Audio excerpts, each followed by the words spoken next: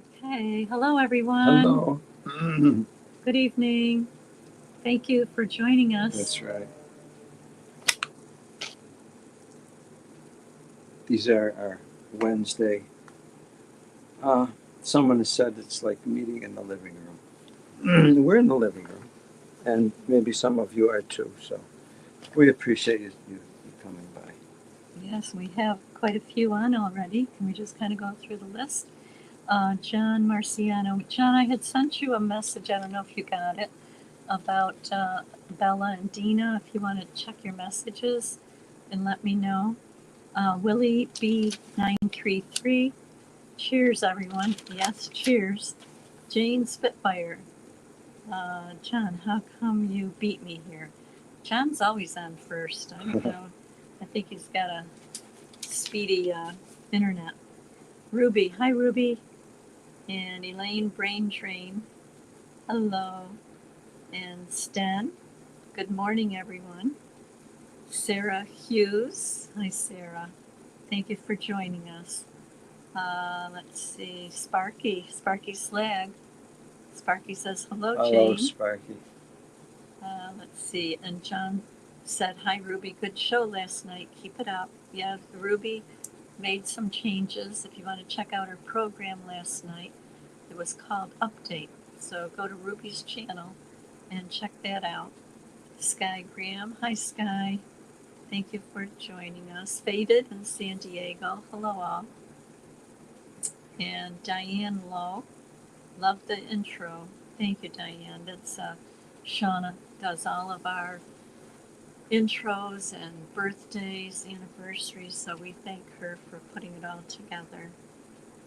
And let's see, Denise Hedberg. Hi, Denise.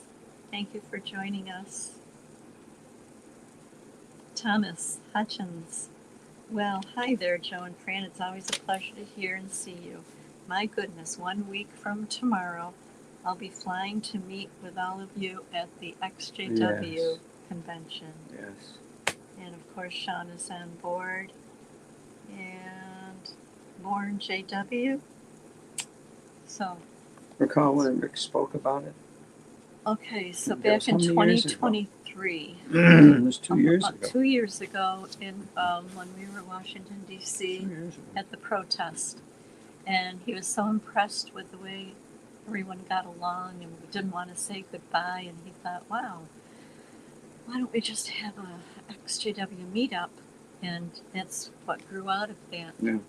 So it's coming up August 1st, 2nd, and 3rd. We'll mention that in the announcements. Yeah, it's a meeting of friends, people who come out of a difficult circumstance. Mm-hmm. Yeah, it's just so healing and just so great to be together with everyone. It kind of has some triggering times. It really does. We're not going to mislead anyone, but by and large, it really is very. How would you say? It gives things we never got before. Mm-hmm. You know, we share things, we experience things with each other that we never could experience before. That's true. We see things that are new. Yes. We couldn't see them before with each other. Right. They weren't allowed. No. King Tony, want to say hello to King Tony. And the reason why we do this is because Watchtower isolates everyone. As soon as you're disfellowshipped or shunned or disassociated or you don't want to go to the meetings anymore or go out in service, they shun you. So there's isolation. I was thinking about that. The reason why we do what we do, and it's not for clicks, it's not for views, we don't. We chose to start doing this only because Watchtower started isolating people from each other.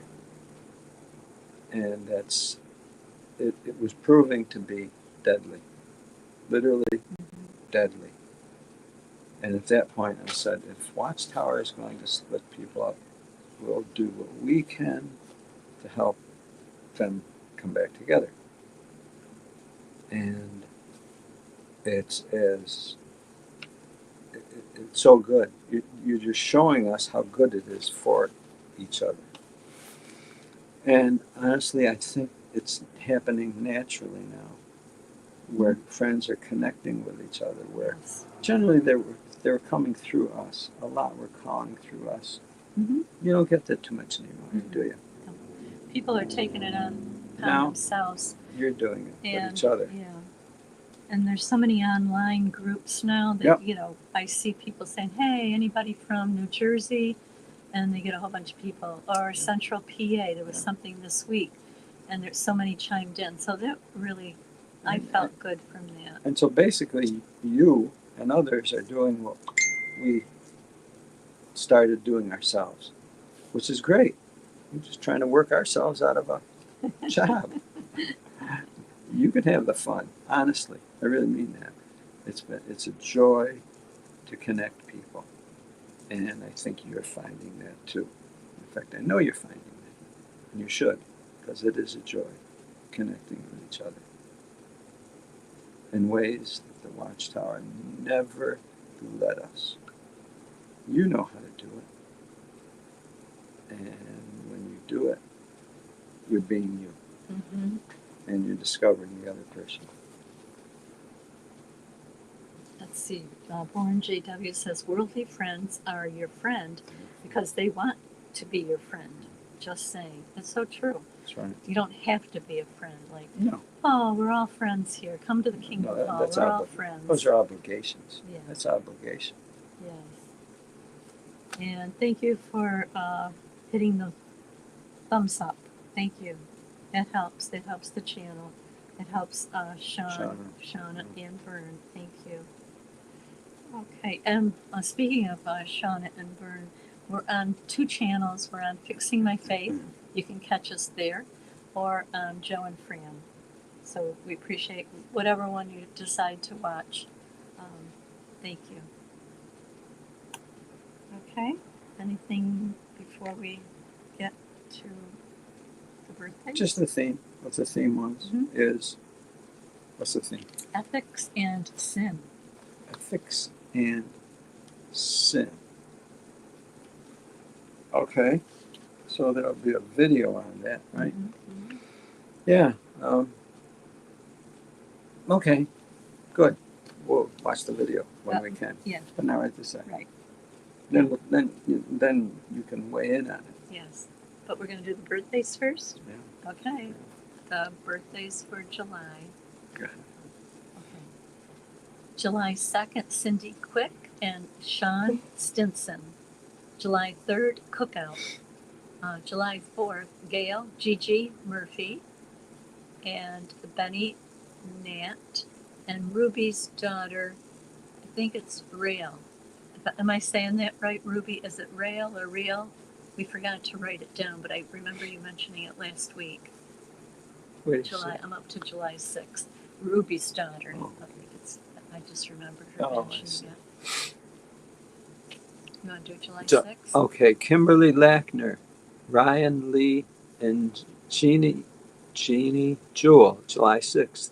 July 7th, Jenny Diaz, Bo Benson, Nicole Goodyear, that's July 7th.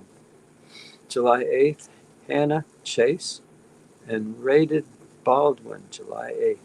July 9th, Becca Holsinger and Missy Llewellyn, and Jeannie Feaster on July 9th. July 10th, JP or Jerry, and Donna Caruth, July 10th. Then the 11th, Hove. Remember she said Jovi. Jovi, Ruby's daughter, July 11th, happy birthday.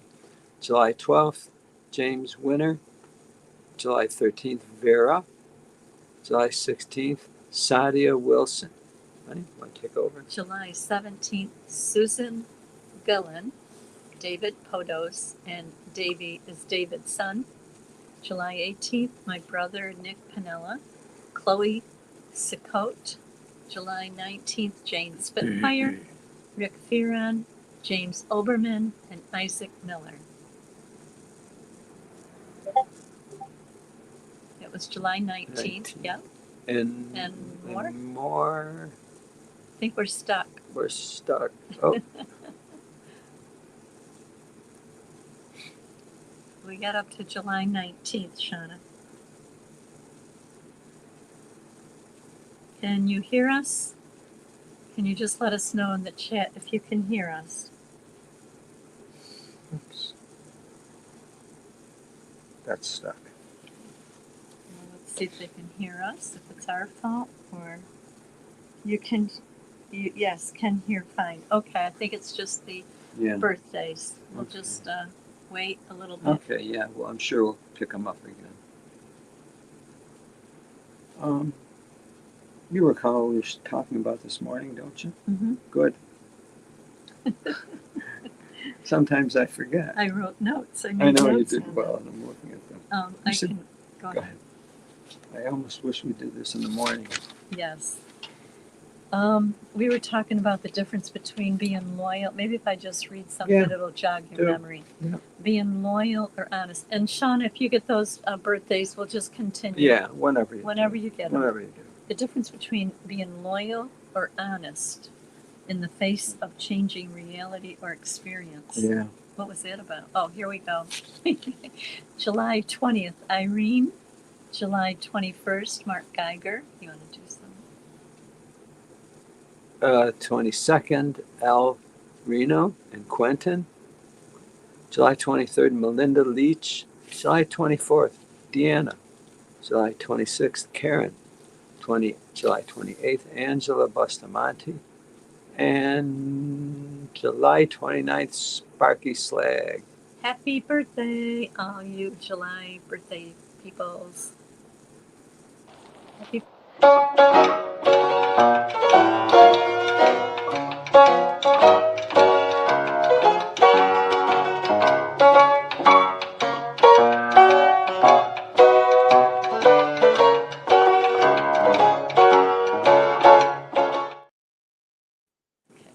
And then we've got some anniversaries in July.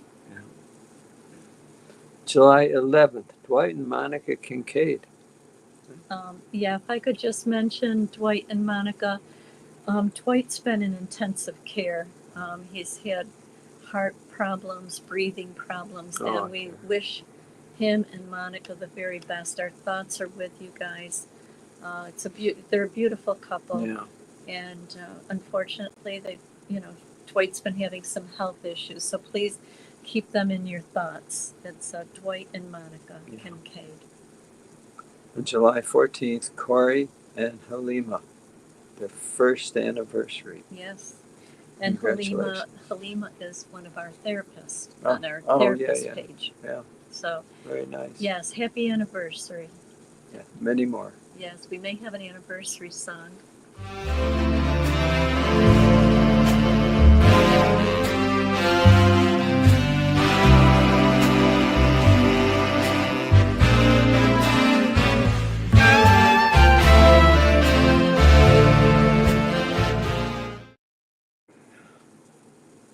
Thank you, Shauna. That was our anniversary song. Yeah. Thank you, all of you having an anniversary.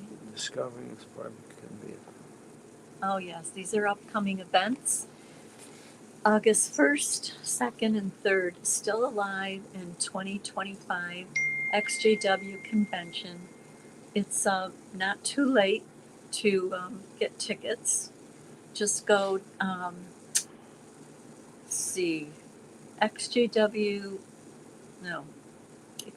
JW World News at gmail.com. That's Rick's Gmail. You can click on here and it'll give you all the details for the upcoming ExJW convention. There's going to be many people and many activities going on. So and Rick has the list of speakers on his Facebook page. So just go to Six Screens Facebook page and you can see that there. Okay. Let's see. August 16th coming up, Daytona Beach ExJW meetup, and that's being sponsored by. He's on here. Sorry, my mind. Oh, Morgan Whalen in Florida is organizing the Daytona Beach ExJW meetup, and Morgan is newly out, so let's support him. If you're in the Daytona Beach area, August 16th, just go on the website and you can get the details. And then September 26th and 27th, there's an ExJW meetup, 2 days in Las Vegas. And if you click on that, you'll get all the details of when and where. So we look forward to those events coming up. Okay.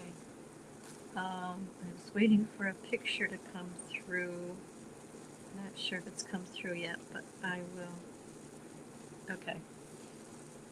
Let's see.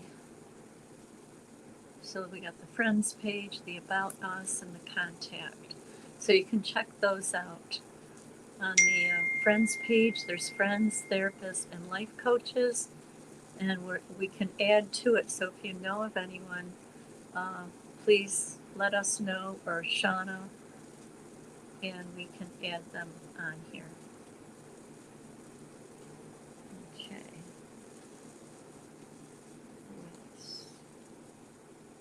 Okay.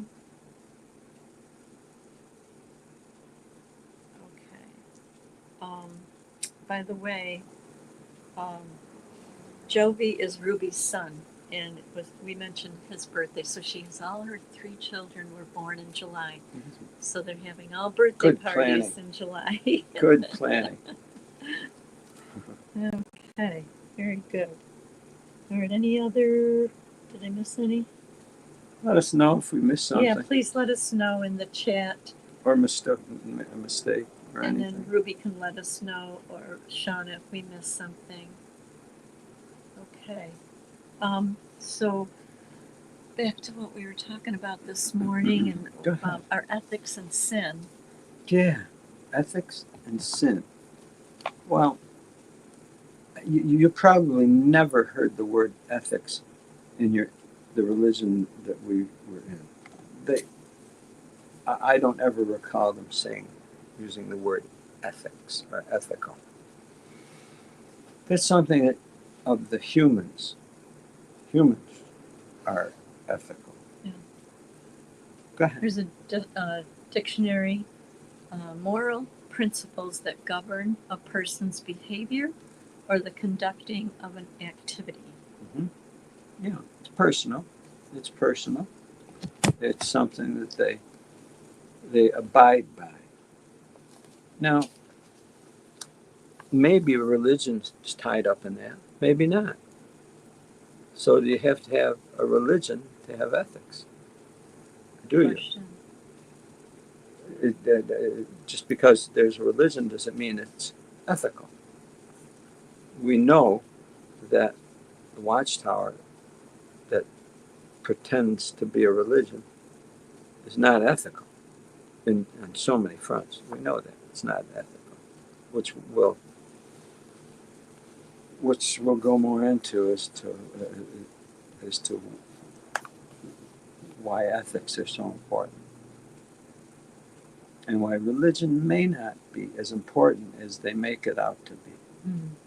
What ethics are. We mentioned the difference between truthfulness and worshipfulness. Yeah. Can a person, while they're worshiping, can they be truthful, or can they be truthful while they're we're showing us worshipfulness? That's a long word. Right. For example, what if a person knows that, well, I know it's really not true, but it's what God wants. Or they tell me in my religion that this is important, so I'm loyal to this. Even though I know, I'm not so sure that it's true. Truth isn't important. Truth really is not important. What's important is the worshipfulness. In other words, whether or not you're giving what someone wants you to give. So, worshipfulness as opposed to acting truthfully. For example, there are many people, we know this, we were we practiced this. We were part of that organization, and we weren't being honest because there were so many things that we heard and said, I don't believe in that, but yet we even professed it to others. We, we were being dishonest, but we were being worshipful, and we were being loyal, but maybe we weren't being truthful to ourselves or even to the person. And that's so the question is, well, maybe you were part of that religion, Joe, and you were worshiping according to it, but was it ethical what you were doing? Was it ethical? See, that was never a consideration. But yet it is a consideration with many people who may not even have a religion. They're very concerned about ethics, things that are ethical. And that's what we're going to discuss. Yeah. So if you are living truth, you will indicate that to yourself in the dark of the night. What did you mean by that? People would look to Watchtower organization for what they call the truth. It was trademarked, the truth. It was a trademark. But was it really true? No, it's really not true. Well, okay, so you didn't say that to each other. It says, well, we're here, but we know it's not true. Right. Yeah, we're just going along, aren't we? Yeah, we're going along, but it's not true. No, we wouldn't admit it there. But in the quiet of your room, when you retire at night, in the silence, the truth comes to you. And you admit it to yourself. The truth comes to you. And you are the one that possesses that truth. Whether or not you live it or not is another story. Maybe in your heart of hearts you say, well, I really know such and such to be true, but I go along with something else because that's what's expected. Or because if I don't, I could make trouble for myself or my mate or my friend or my parents or whatever. So I kind of push truthfulness aside and I go along and I'm going to be loyal. I'll be loyal to that arrangement. And so you're being loyal to an arrangement, but you may not be being truthful to yourself. In fact, you may not even be being truthful to the other person, but you're being loyal to an arrangement, even though you know it's not true. Wow. So, really, what are you doing? What were we doing? That loyalty to that arrangement is almost like worship of an idol. You're worshiping basically an idol, something that's supposed to have great value, but it's not real. It's just something that was set up for you or me and my family to worship loyally. Because as the song went, loyalty is a must. And it's loyal submission and recognition. Yeah, this to we owe. Yeah. Right. You know it. You know the words. I know the words. So the question becomes, is that ethical? Wow. Because you're going to go to bed at night and you're going to answer that question. The answer is going to come to you, and you're not even going to have to ask it twice. It's going to come to you, and it's going to tell you, That's not very ethical. The truth finds you. The truth finds us in our quiet times. Yeah. We have that ability. Yeah. It's not outside of us. It's within us. The question is, are we living it personally? Or do we just go along and do the worshipful thing, do the thing that's expected and it's loyal, and now you're a worshiper? But the question boils down to, but is it ethical? And that's basically what we're going through right now. People are going through that right now. If you do a search of anything on the internet, there's so many channels and so much discussion about religion. Is it really good for us? Belief in God, is it beneficial? Is there really a God? Is God good? Oh, there's so many questions. There truly are so many questions. And there was a time when there really weren't these questions before, but now they are there. Yeah. And we are faced with them. And you're faced with them. That's why there's so much uneasiness among people. Because all these things that were taken for granted before are no longer taken for granted. They're all being questioned. So we're at the point, and everyone is at the point, of having to do something called sorting it all out. And it could be a scary prospect to sort it out, because something may have to go. Yeah. We talked about our refrigerator, cleaning our refrigerator. How often do we clean our refrigerator? Some maybe every week, maybe once a month, maybe some never clean it. And, there's food in there, it gets rotten, it gets moldy, and you have to throw it out. You have to sort it out.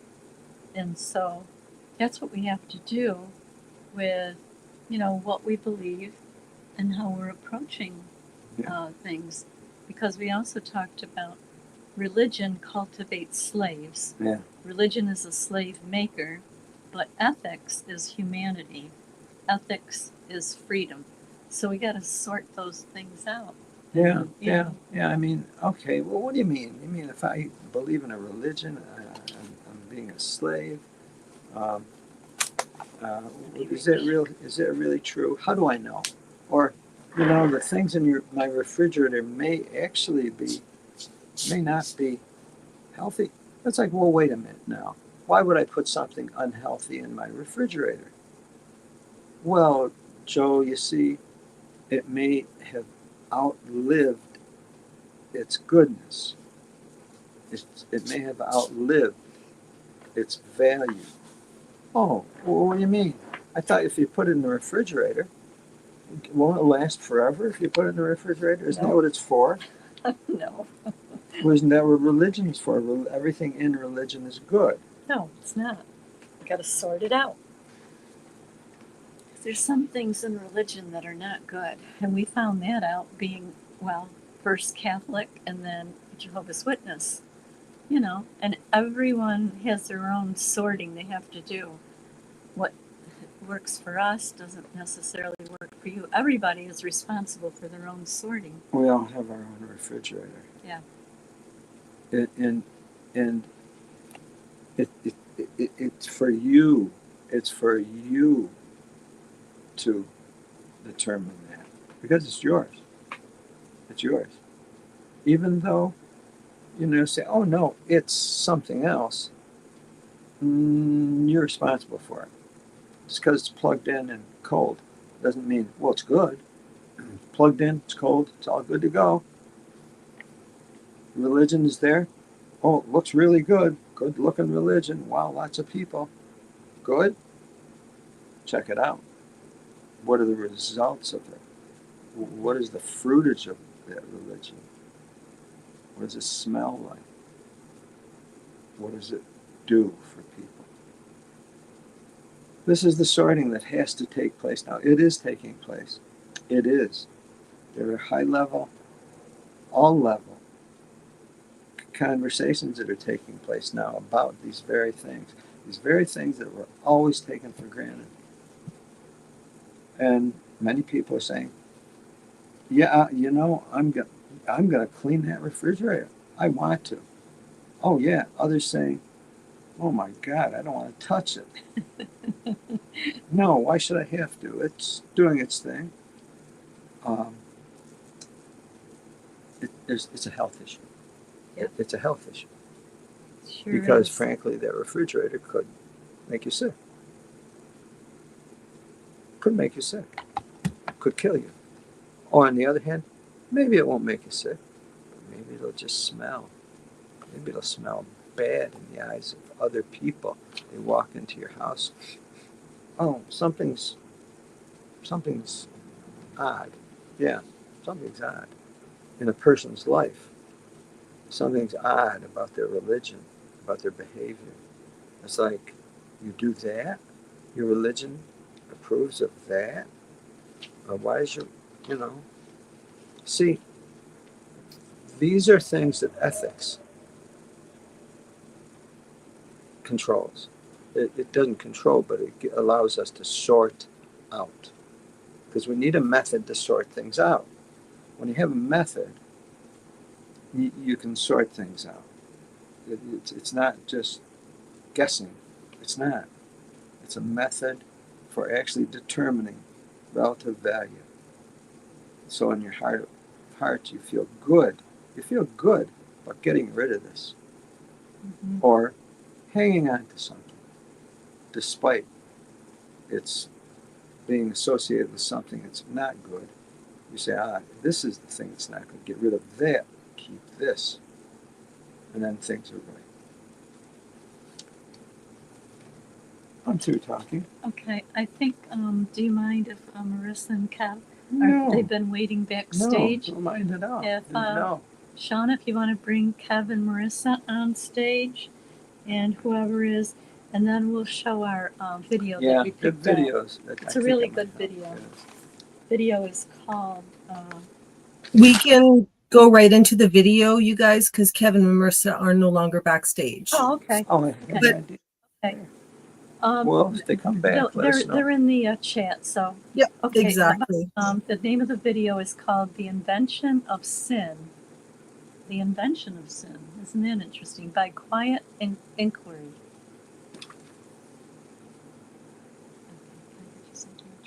I got water right here. The word sin carries weight.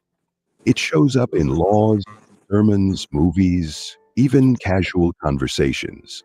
Most people hear it and think of morality, right and wrong, maybe guilt, but very few ask where the idea actually came from, what it meant before it was turned doctrine, what it was before it became a tool, because that's what sin eventually became, a tool, not just for teaching values, but for controlling behavior, for shaping entire societies, for creating systems where the authority to define wrongness belonged to those in power.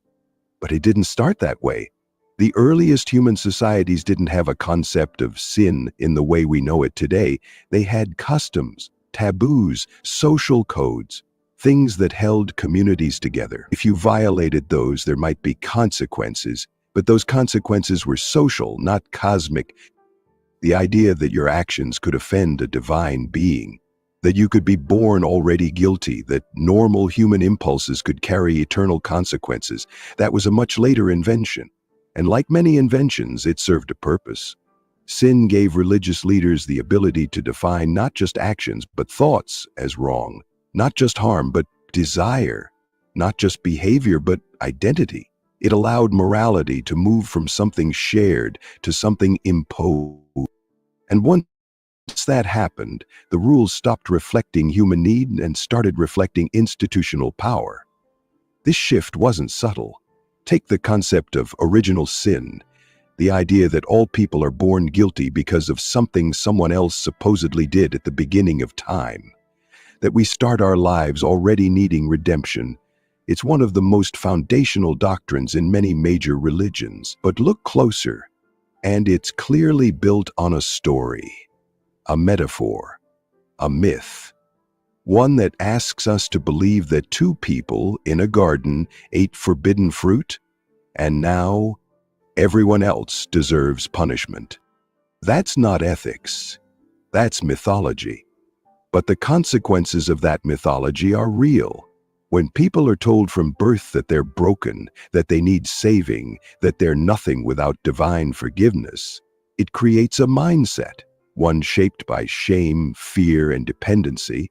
It doesn't just teach people how to behave, it teaches them how to see themselves, not as full human beings capable of growth and error, but as flawed, fallen creatures constantly at risk of damnation. That framing has shaped entire legal systems, school curricula, cultural taboos. It's given cover to discrimination, violence, even war, all under the justification that some actions or thoughts are sinful, even when they cause no harm. But the word itself makes it hard to question, because once something is labeled a sin, it becomes untouchable, beyond discussion. It doesn't matter why you did it, or who it affected, or what the context was. If it's sin, it's wrong, period. And that's where the concept stops being moral and starts being ideological. It replaces ethics with rules. It reduces complex human behavior to binary categories. And it punishes deviation, not because it causes harm, but because it challenges authority. This is where sin becomes more than just an idea. It becomes infrastructure. It's built into the rituals, the language, the worldview. It defines purity, punishment, worth. It tells people which thoughts to confess, which feelings to fear, which parts of themselves to reject. And when those beliefs are handed down as sacred, they're rarely questioned. Even when they lead to suffering, think of how many people have lived in fear because their sexual orientation was labeled as sin. How many were told their bodies were shameful? How many were taught that curiosity, anger, desire, things all humans feel, made them guilty by default? That's not morality. That's control disguised as virtue. And once you see that the entire framework begins to shift, you start to realize that sin as a category isn't fixed. It changes from one time and place to another. What was sinful 100 years ago is normal today. What's forbidden in one religion is sacred in another. So who decides?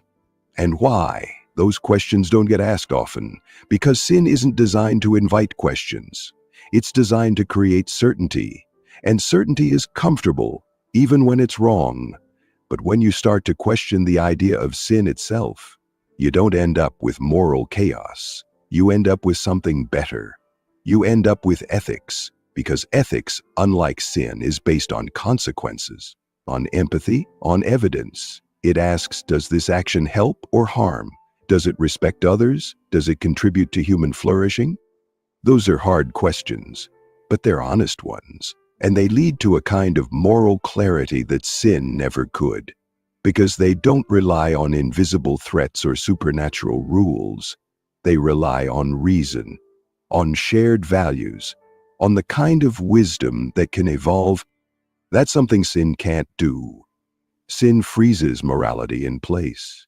It ties it to ancient texts and unquestionable doctrines. It assumes that the rules were handed down perfectly and that our job is just to obey. But real morality asks more of us. It asks us to think, to care, to adapt, to take responsibility for our actions, not because of fear, but because of understanding.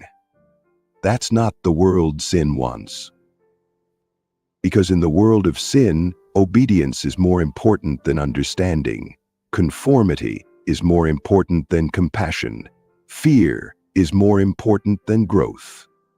And that's why people are starting to let go of it. Not because they want to do whatever they want, but because they want to live in a way that makes sense, that respects others, that doesn't require guilt as a constant companion. They want a morality that sees them as capable, not corrupted. And more importantly, they want a life where worth isn't something to be earned or lost.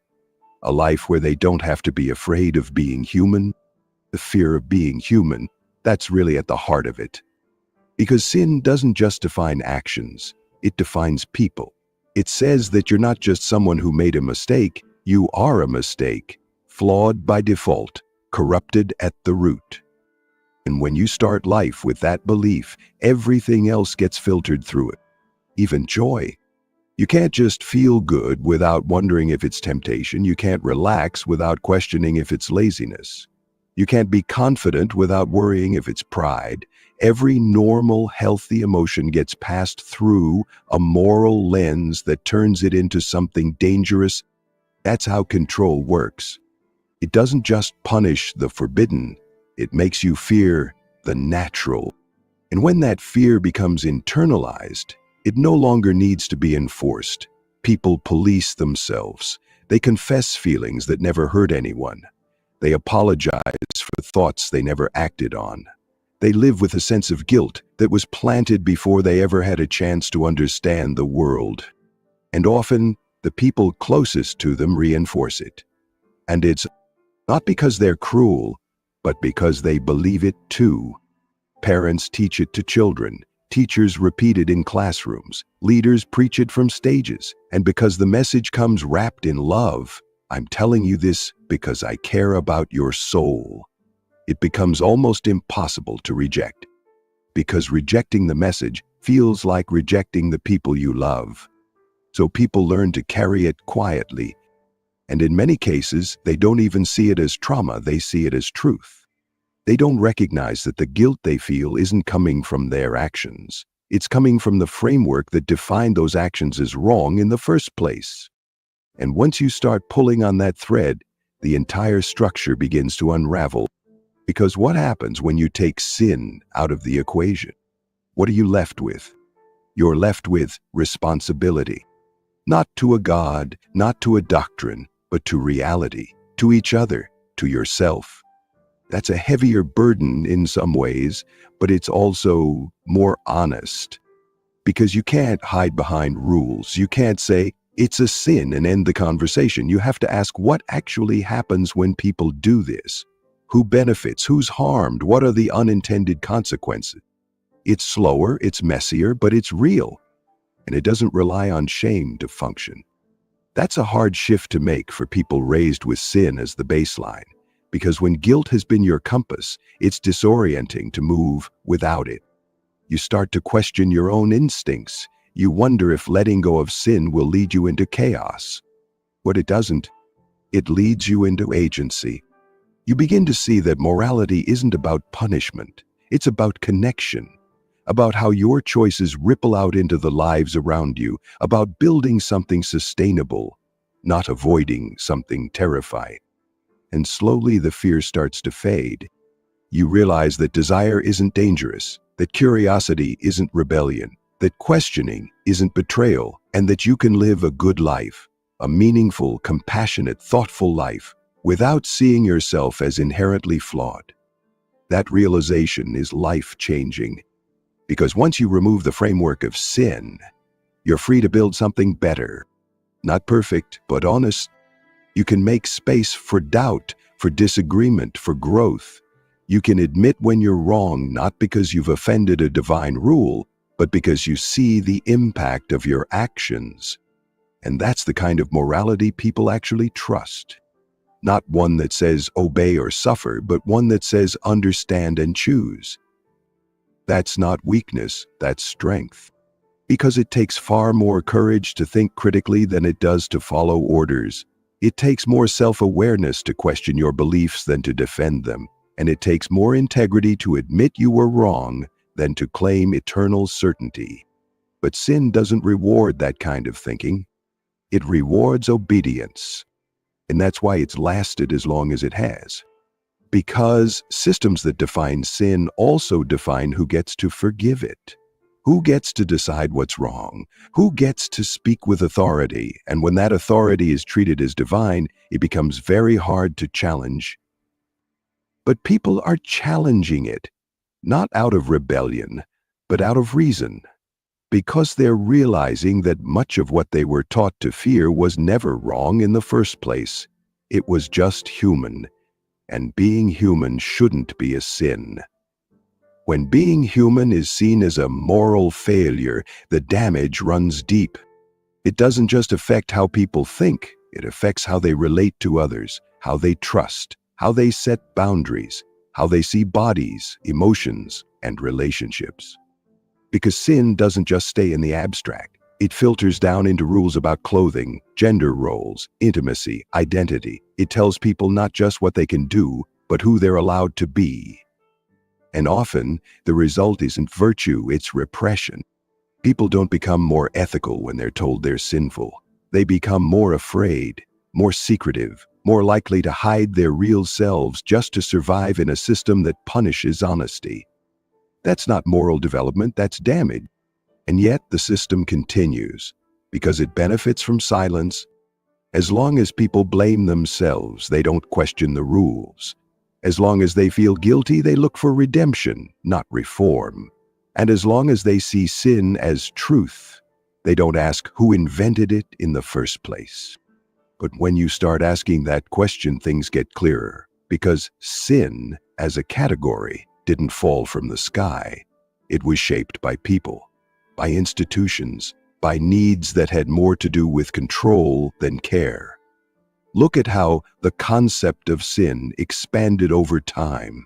What started as prohibitions against real harm, theft, violence, betrayal, quickly grew to include things like envy, lust, pride, emotions, thoughts. Desires that, on their own, don't hurt anyone, but were labeled as dangerous. Why? Because they couldn't be controlled from the outside. And when a system can't control behavior through force, it learns to control it through fear. By convincing people that their own minds are the enemy, that their natural impulses are traps, that joy is suspicious, that pleasure needs permission, that love is only valid if it fits the script. That kind of control doesn't need constant enforcement. Once the fear is internalized, people carry it with them. They monitor their own thoughts. They confess things that never hurt anyone. They apologize for being alive in the wrong way. And that self-monitoring is exhausting. It leads to burnout, anxiety, depression, even trauma. And what makes it worse is that it's rarely recognized as harm. It's framed as spiritual discipline, as growth, as necessary suffering. But necessary for what? Not for becoming a better person, for becoming a more compliant one. Because when morality is defined as submission, the people who benefit most are always the ones in charge. And that's why questioning the idea of sin is so powerful, because it shifts the focus away from rules and back toward people, away from dogma and back toward impact. It asks, what actually makes life better? What actually reduces harm? What actually strengthens trust, compassion, accountability? Those are hard questions, but they're the right ones, because they don't rely on punishment. They rely on presence. They require you to pay attention not just to the rules, but to the real effects of your choices. And they open up space for growth. Because in a system built around sin, there's very little room to change. You're either guilty or forgiven. You're in or you're out. You're saved or you're damned. But in the real world, people are more complicated than that. We all make mistakes. We all have regrets. But that doesn't mean we're fundamentally broken. It means we're learning. And that process of learning, adapting, making amends works best when it's not wrapped in fear. Fear doesn't create empathy. It creates compliance. And empathy is what ethics actually needs. Empathy doesn't need sin. It doesn't need threats. It doesn't need metaphysical judgment. It needs understanding. It needs listening. It needs the willingness to admit when something isn't working and the courage to try something better. And that's what more people are doing. Quietly, gradually, sometimes without even realizing it, they're stepping away from the language of sin. They're replacing it with something more human, not perfect, but honest. Honesty is what sin was never built to handle. Because honesty makes space for questions, for change, for growth that doesn't follow a script. But sin needs certainty. It needs rules that can't be challenged. It needs people to believe that the system itself is sacred. So when someone starts asking honest questions, not rebellious ones, just sincere, the system treats them like a threat. Questions like, why is this wrong if it doesn't hurt anyone? Why is this punished but not that? Why do the rules apply differently depending on who you are? These aren't dangerous questions. They're necessary ones. But when the idea of sin has been taught as untouchable truth, even asking becomes a kind of taboo. And that taboo protects more than just belief. It protects power. Because sin often mirrors the needs of the people who define it. The things labeled sinful tend to be the things that disrupt the status quo, that challenge authority, that give people too much agency. Look at how often sin is applied selectively. A poor person stealing food is a sinner, but a wealthy person exploiting labor is a leader. A teenager exploring their identity is a threat to tradition, but a preacher abusing power is a test of faith. That's not morality, that's convenience. And over time, people start to notice. They may not have the words for it, they may not speak out loud, but inside something starts to shift. The fear that once kept them quiet turns into a kind of dissonance, a sense that the rules don't add up, that the guilt they carry doesn't match the harm they've done. And that feeling, uncomfortable as it is often the first step toward clarity. Clarity that says, maybe this isn't about what's right or wrong, maybe it's about what's useful to the people in charge. That doesn't mean ethics doesn't matter. It means the current version might not be ethical at all. It means starting from scratch, not to reject morality, but to rebuild it on purpose. To ask, what kind of values do we actually want? What kind of world are we trying to create? And how do we hold each other accountable in ways that are honest, fair, and grounded in reality? That's a much harder project. It takes more time, more nuance, more courage, but it leads somewhere better because it allows people to grow not out of fear of being wrong, but out of hope for doing better. It doesn't say you're worthless unless forgiven. It says you have worth already, and with that comes responsibility. It doesn't treat mistakes as moral failures, it treats them as part of being alive, and it doesn't need a concept like sin to function. That doesn't mean everything becomes relative, it means everything becomes relational. You still ask what's right and wrong, you still draw lines, you still care about justice. But you do it with awareness, with the understanding that moral clarity doesn't come from ancient lists of forbidden acts. It comes from paying attention to people, to outcomes, to consequences you can actually see. That's the kind of morality that doesn't need to scare you into submission, because it doesn't need to pretend that being human is a problem to solve.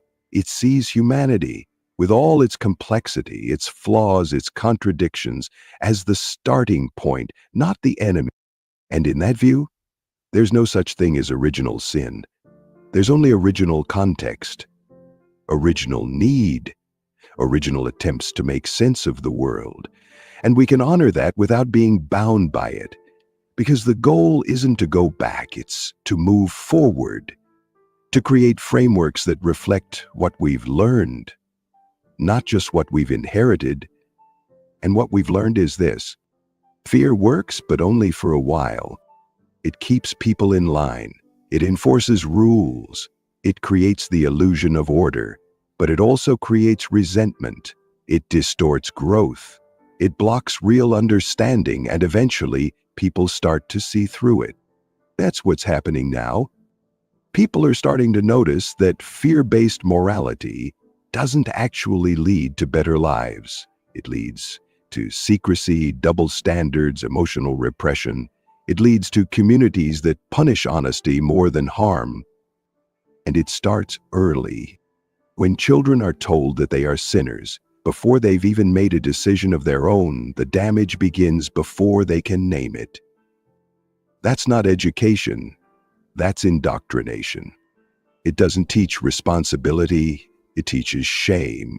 It teaches that worth is something fragile, that you're only lovable if you follow the rules, that your own voice can't be trusted. And when that teaching comes from every direction, from family, from teachers, from scripture, it takes years to undo. Even when the belief fades, the imprint can stay. Someone may stop believing in sin, but still feel guilty for saying no, for setting a boundary, for enjoying their own life without apology. That's the long shadow of sin. It lingers in the body, in the nervous system, in the quiet self-judgment that doesn't need anyone else to say it out loud. And that's what makes it so powerful as a tool of control. Because once guilt is internalized, it keeps people small. Not through punishment, but through self-correction. Through that subtle, constant whisper that says, "You're not enough." But if sin is an invention, if it was created, not discovered, then that guilt can be questioned. It doesn't have to be the default. It doesn't have to shape your entire identity. You can recognize that morality isn't about avoiding sin, it's about choosing values. And values aren't handed down. They are built through reflection, through connection, through real engagement with what matters. That kind of ethics doesn't rely on a list of prohibitions. It asks better questions. What helps people thrive? What protects dignity? What builds trust? Those are questions sin was never designed to answer, because sin doesn't ask about impact, it asks about obedience. And that's why it fails at creating a truly moral society. A society built around sin might look orderly on the surface, but underneath, it's shaped by fear, by suppression, by quiet suffering that no one's allowed to talk about. A healthy society doesn't need people to feel worthless in order to behave. It doesn't need people to fear eternal punishment just to be kind. It needs people who are connected, who see each other's humanity, who understand that their actions matter. Not because of what's written in a book, but because of how those actions affect the world around them. That's a deeper kind of morality. And it starts with letting go of frameworks that treat people like problems. Because the idea of sin doesn't just mislabel behavior, it mislabels people. It says, you are wrong by default. You were born in deficit. You owe something just for existing. And that belief undermines everything else. It makes it harder to heal, harder to forgive, harder to grow. Because if your core identity is broken, then no amount of progress ever feels like enough. But you're not broken by default. You're not a flaw that needs fixing. You're a person capable of good and harm, of joy and failure, of change. And you don't need to see yourself as sinful to be responsible. In fact, the opposite is often true. People become more responsible when they stop being afraid of themselves. When people stop being afraid of themselves, they start to live differently. They stop filtering every decision through fear of punishment. They stop defining their worth by whether they fit someone else's standard. They stop apologizing for being human. And they begin to rebuild from the ground up.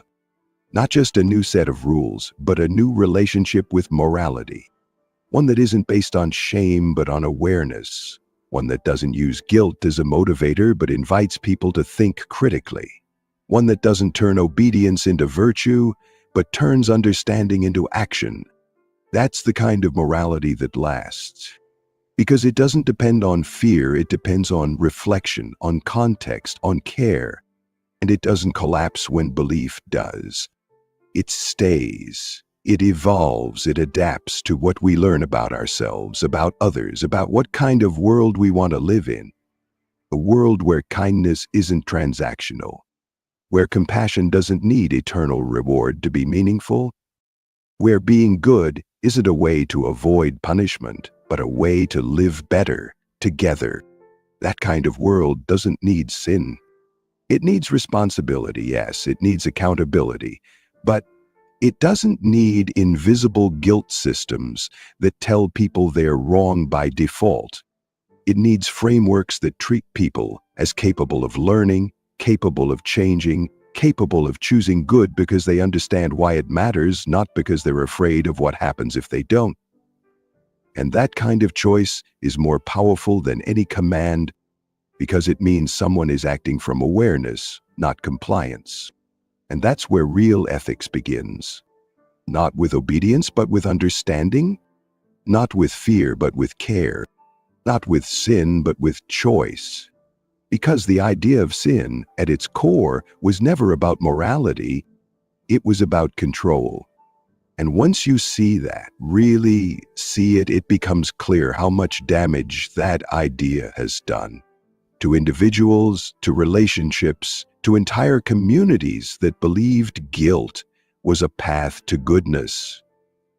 But goodness doesn't grow from guilt. It grows from empathy, from honesty, from the freedom to be wrong without believing you're worthless. It grows when people are no longer afraid to ask hard questions, when they're no longer punished for being curious, when they no longer carry the weight of invented guilt. That's what's happening now, slowly, quietly, person by person. People are letting go of the language of sin. They're replacing it with clarity, with conscience, with a kind of ethics that doesn't require supernatural threats to be meaningful. And they're discovering something surprising. Life without sin isn't emptier.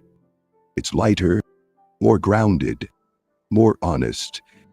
Because in that life, being human isn't a failure, it's a starting point.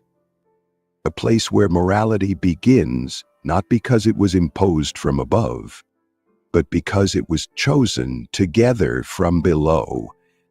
Not a list of sins to avoid, but a set of values to live by.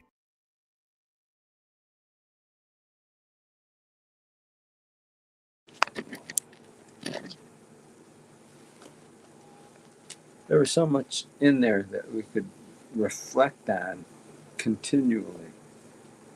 I, I, I couldn't take notes fast enough. Fran was trying. I didn't even try, but we always go back to it and reflect on the points. There's one concept in there that talks about having a sense of agency. That means you or I possessing and exercising that sense of agency.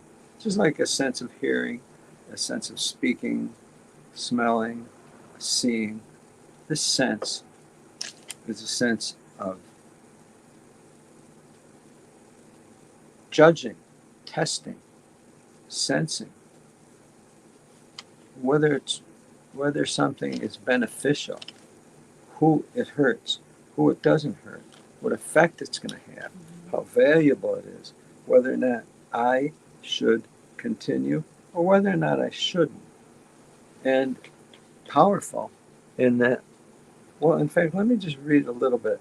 If you look up sense of agency online, anywhere, look up sense of agency. It says a sense of control that you feel in your life, your capacity to influence your own thoughts and behavior, and have faith in your ability to handle a wide range of tasks and situations. Your sense of agency helps you to be psychologically stable, yet flexible in the face of conflict or change. And who isn't facing conflict and change right now in your life? Mm-hmm. In all of our life, there's so much change going on.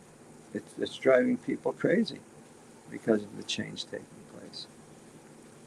And what are we left with? Do we feel helpless in the face of that? Or do we retain some ability to personally decide how I'm going to go through it. That's that sense of agency, as opposed to, well, we'll take our direction from the faithful and discreet slave, from the governing body. See, they're the agents. They've made themselves agents in a person's life. You don't do anything that they don't approve of. You follow their every direction. You have faith in them. See, in that case, they're acting like agents. Mm-hmm. And if someone follows them for that, they made themselves slaves. Slaves. Well, why would they want to do that? Well, it's easier. Yeah, it's easier. It is easier. It really is easier. It really is easier to follow the faithful slave, the governing body. It really is easier to follow them and not have to make any decisions yourself. You don't have to think. You don't have to sense anything. You don't have to determine whether you should or shouldn't do anything. In fact, they'll even give you your schedule. Mm-hmm. They'll even tell you what you can do in private, with or without another person. They'll even tell you what you should think or shouldn't think in your own mind. Yeah. You don't have to do anything. They take agency from someone, but you have to give it to them. See, they can try to take it, but you have to give it to them. Mm-hmm. And give it over. Yeah. One thing it mentioned is that guilt is your compass. You want guilt to be your compass, and it's disorienting when you live without guilt. Yeah. So a person that's a baby and they're growing up and they're taught that children are enemies of God. Wow. And everything you do, it's a sin, or be obedient. So that's your compass. So if a person wakes up as a teenager or in their 20s, 30s, 40s, it's very disorienting to them to live without that guilt. Now What do I do rely now? on- What do I do now? Right. I look. So many have even expressed they don't even know how to make friends. Yeah. They don't know how to make friends.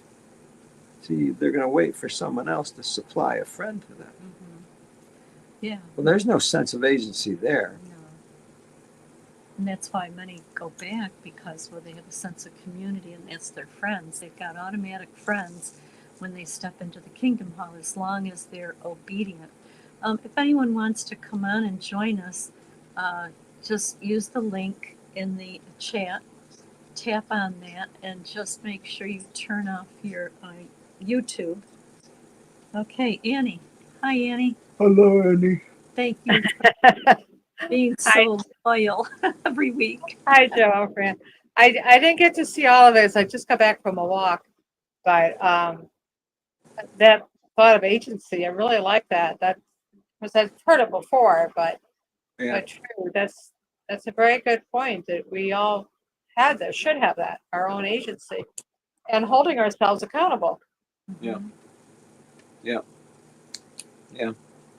Well, so how do people give this up? I mean, how does it happen that for example, if a sense of agency is like your money, how do people give it up? How do they lose it? Well, I think either in the case of born-ins, I think that they never have it. Okay. Otherwise, I think it's trauma. It's because, remember, we always try to reach out to people who were going through some trauma in their life. Mm-hmm. Yep. And so we caught them in a weak spot, and then we did our part to love bomb them. And so at a point when they're low and they don't have their agency in place, Right. and of course, then you don't know, you got to consider their background and where they came from. And maybe they never had it either, because they were in abusive situations. So there's so much of that I think maybe a lot of people never have it. It's a foreign concept. To many, in fact, like you said, the born ends, yes, because from an earliest age, they're just hammered into their poor little heads that you have to listen, obey, and be blessed. And you don't lean on any of your own understandings. And so they're never allowed to develop that sense that they have, the sense of agency. They're never allowed to. Yeah, and that's what was different about me for whatever reason. I was born in, but I always kind of had my own thoughts on things. Yeah. And that's why I wasn't as well liked as some others. I didn't bear a title. I wasn't a bad witness. Don't get me wrong. I wasn't a bad person. I wasn't a bad witness. I just didn't fit the mold. Was all. Yeah. So many did not. Yeah. Can we say hi to Kevin, Marissa? Thank you. Yeah, hang in there, Annie. Sure. Hi, guys. Hello. Hi, Marissa. Kevin's not here. He's taking a nap. He came home pretty tired from work. That's our superpower. That's right. That's Yes. our superpower. He'll come in hopefully when he's awoken. Yes, nice. Did you glean anything from that video? Oh, it's amazing. I love that video. Yeah.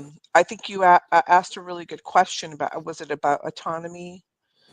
I think for me, I was a teenager when I became a witness, and the reason I gave it up was because I was convinced that I was listening to Jehovah.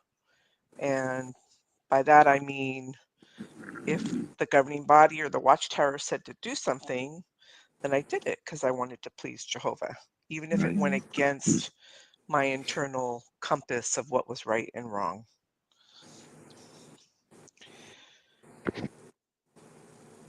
Yeah. So in other words,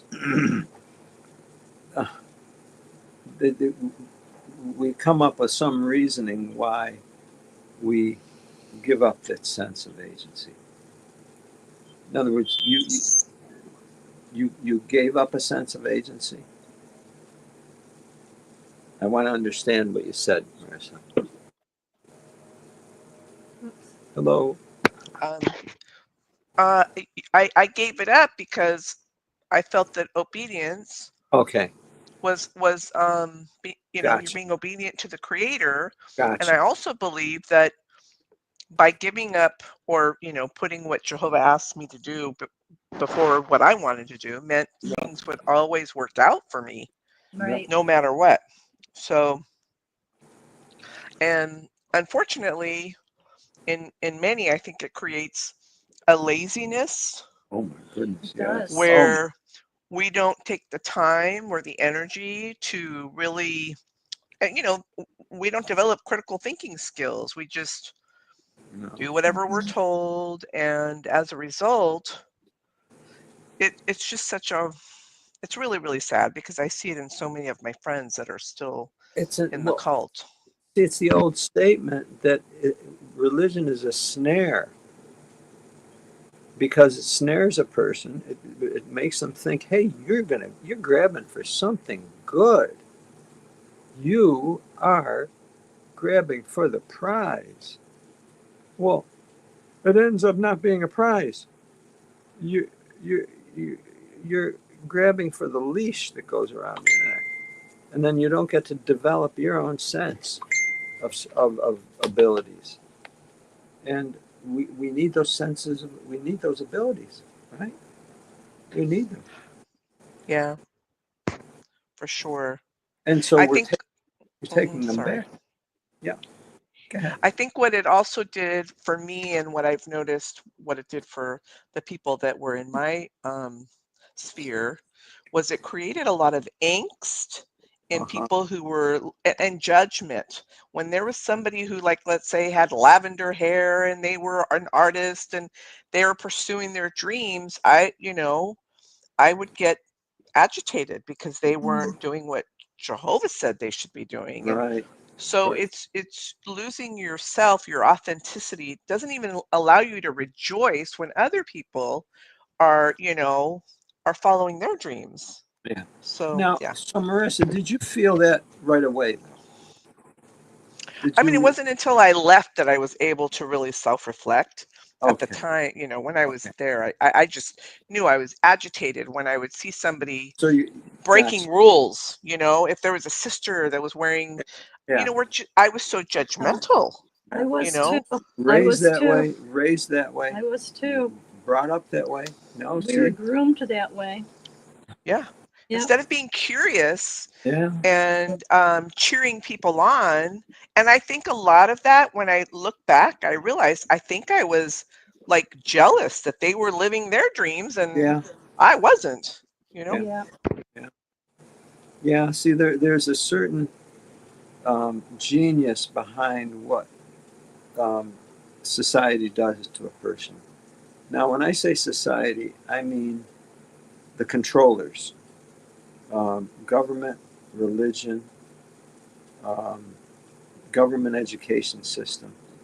It, it looks for compliance from people.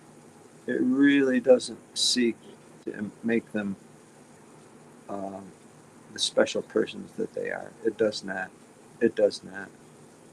See, for government and religion, they want their life to be simplified. And it simplifies government's life if they standardize human beings. They want us to be standardized.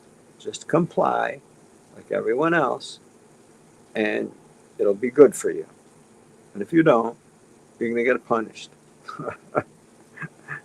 Well, that's what they want from individuals. Well, it doesn't work out good for us. We don't feel good about that. And people are waking up to that.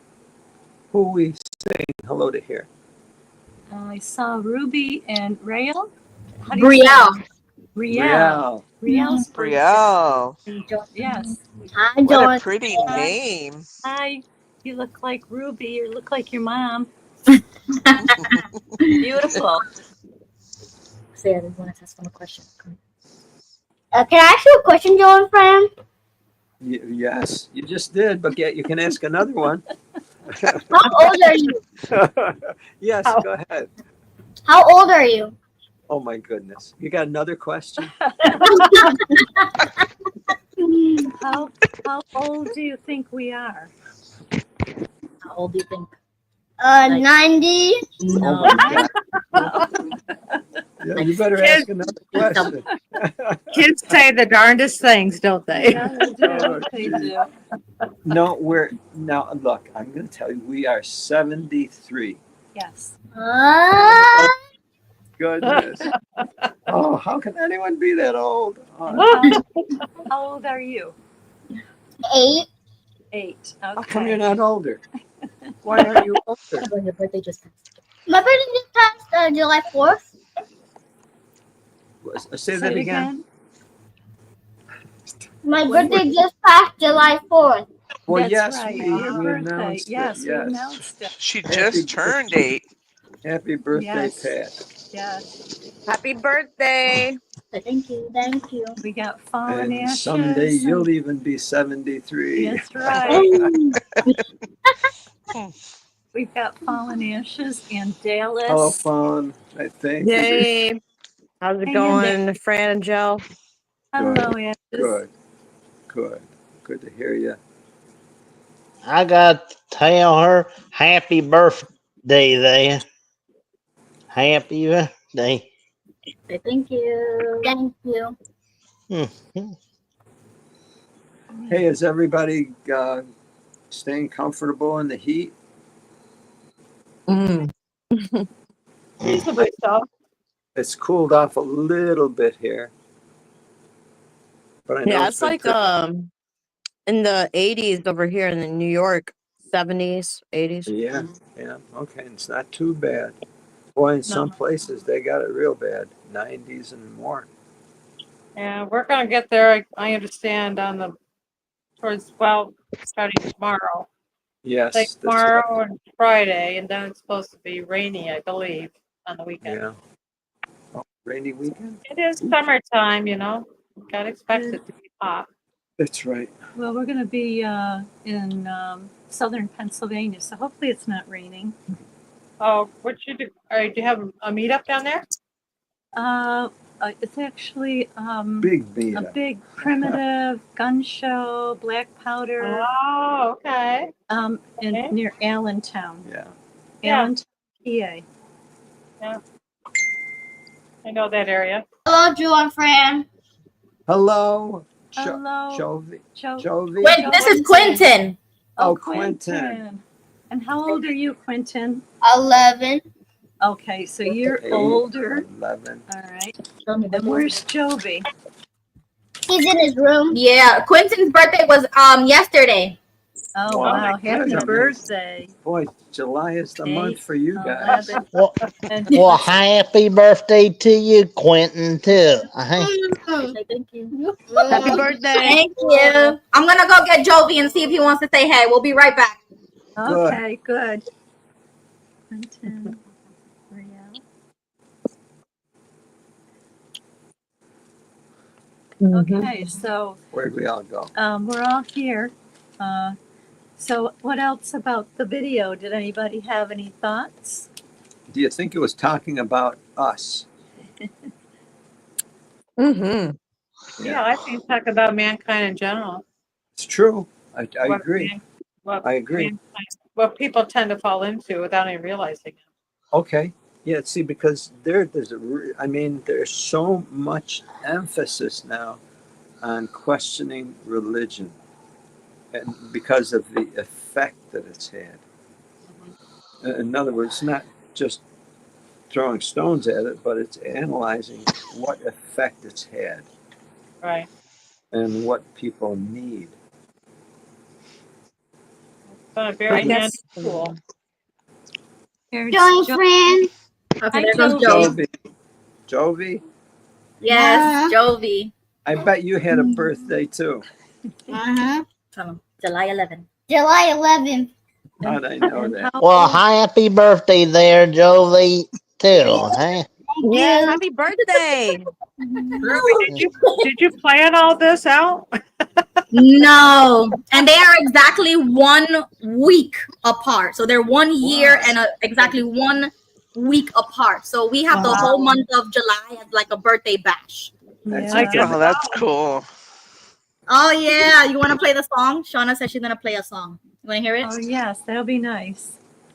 Okay.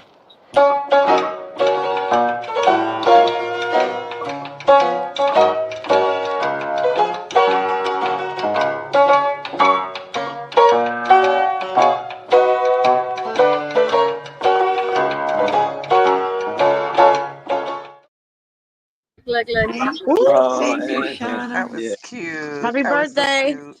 Thanks, guys. All right, I'll let you continue your show. They just wanted to say hi. Oh, Yeah, I'm well, glad. how old was Nice seeing Jovi? you. Ruby? How old was How's Jovi? Jovi, Ruby? How old was Jovi? Jovi, how old are you? He's 7. 7. 7. Okay. Seven, and Quentin, he's 11.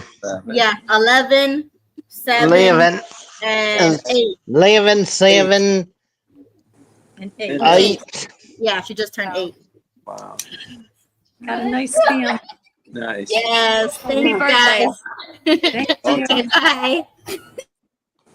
So, Fallen, good to see you. Well, hi there, Yeah, you Ashes. too. We Um, were here. We met last week, didn't we? Yeah, we did, Dallas. I remember you. It's when I seen you again. Hmm. Well, I guess from the video, I really appreciate when he said to stop being scared of yourself. Like, I would always apologize for being myself. And that's another way of being scared of yourself, because you're like, oh, I'm so sorry. I was just being myself. I shouldn't say sorry. I say sorry all the time because, I'm glad you I'm spotted that. I'm glad you And spotted. yeah, and that in recognition, this to our God we owe. You remember that song? Oh, We yeah. yeah. give protection, tender affection, Yeah. loyalty to Him we show. I would sing that song, Loyal Heart. I believed in loyalty. I believed Beautiful, in that. beautiful You know, sentiment. Beautiful sentiment. But it denies us. It yeah. denies us who we are. You And can't do that. You can't get away with that. You can't. Now, let me ask you this. Obviously, everybody hasn't left the organization all at once, haven't done it. People started leaving from a long time ago. They're leaving right now. The ones who haven't left yet. Wh- What will it take for each person to to do that? What would it take for you to let go of that? My free will, like realizing that, yeah, this is what I like, this is what I don't like being real with myself, like how do I really feel about this, and like considering Jehovah God, like for once, when am I going to think about how I feel instead of how Jehovah feels? Or like, how am I going to change if I don't become more dominant in my own personality because I was submissive towards God's personality? So are you saying you denied yourself a lot? Yeah, I did. Yes. Yeah, yeah. Should we? So. Okay. So should we thought? Okay. Well, it's good to deny ourselves. It's it's good for us, right? Isn't that what we That's thought? what that's what we were told. We were told it was good to deny ourselves. Okay. Well, maybe sometimes it is. I agree. Right. It's But time to inspire to put other people or circumstances ahead of your own for the moment, but yeah, not to surrender your whole life. yeah, yeah, yeah. See, it's more like I said, it's nuanced. It's a little more complicated. There's no hard and fast rules. There's the ability that we have to judge it at the time. That's Right. ours. That's ours. That's our sense. Oh, we want to say hi, Morgan. Hey Thank you Joe, for hey Fran. joining. Hey. Hello. well, hi there, Morgan. No, nice to meet Hi, you, Dallas. Morgan. Nice to meet you, Nice Fauna. meeting you too. No, I just thought I'd share a nice update with you and Joe and Fran. Please do. So the Daytona Beach meetup. Yeah. So it's an official group, and people have been joining left and right. Like, Wow. we have 9 to the group so far, and Wow. we're having the event as soon as I get back from my vacation, and so far we got 4 people joining us already. So, That's wonderful. And Morgan, tell everyone how long you've been out. I believe as of February or March, the dates get blurred, but how I got out, that's clear as day.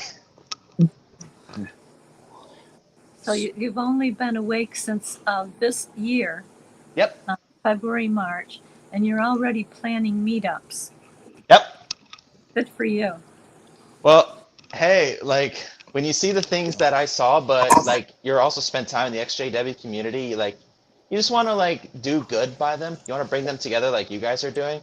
But also, it is so interesting hearing every XJW story. Like I have never been bored sitting through anyone's story ever. Yeah, it's people's lives. It really Yeah, is. it's the same Yeah. story. It's the same Ruined. story, but different as well. Yeah. And you Yeah, feel no, but connection since you've been sort of ostracized from your previous community. You feel Right. connected, and that feels good. the irony is palpable, isn't it? Yeah. Yeah. Yeah, only in Jehovah's organization, but what can you say? He's not exactly sending his best these days, is he? The fact that it's an irony, is that a miracle? The loving provision. Yeah, right. It ain't no loving protection. It's a hateful curse, is what it is actually. Now, You you know, don't think that clinking glasses is a loving provision. And that Hey, ain't you know what I demons are meant. happy when they see you do that, right? You know, I never obeyed that anyways. You know, I never did I either. don't Like blame you. in my area, people clinked all the time. You know, With Depends but on, all I think it with all depends that's on the going community. on in the world today, and they're commenting about clinking glasses and toasting. yeah, Yeah. So Okay. sad. So sad. I'm like, come on, guys, come on. Well, it's like I said a moment ago. Jehovah ain't sending his best these days. No, that's for sure. Like, I gotta take the time to give a shout out to that one of their new governing body members, Gage Flegel. Someone actually looked at that guy and thought, yeah, this guy could be at the top of a religion. I'm like, no, sorry. That guy looks like he got bullied in high school, if he went. I have an affectionate name for him. Oh, Gagey boy. I call him Figs Giggles. If you want to have a nice time, Google a picture of him and then the Geico lizard side by side. Once you see it, you're not gonna unsee it. Oh Oh dear. dear. So Morgan, Ruby was wondering if you're the one that is organizing the Daytona Beach meetup. That's right. Okay. So there's your answer, Ruby. Yes. So if anyone is over in the Daytona Beach area, tell us the date again, Morgan. It's going to be August 16th at noon, and it's going to be at a coffee shop called Copperline Coffee. Um, there's a large space for gatherings happen in the back. The only downside is sometimes witnesses go there for their coffee breaks, to which I say, good, let them Right. watch. It's good. That's fabulous. They can see that you're having fun. Oh, I love it. And even when I see people from my congregation, I always go up and say what's up. I want them to feel uncomfortable. Yeah. Maybe you should invite them to the get together. There you go.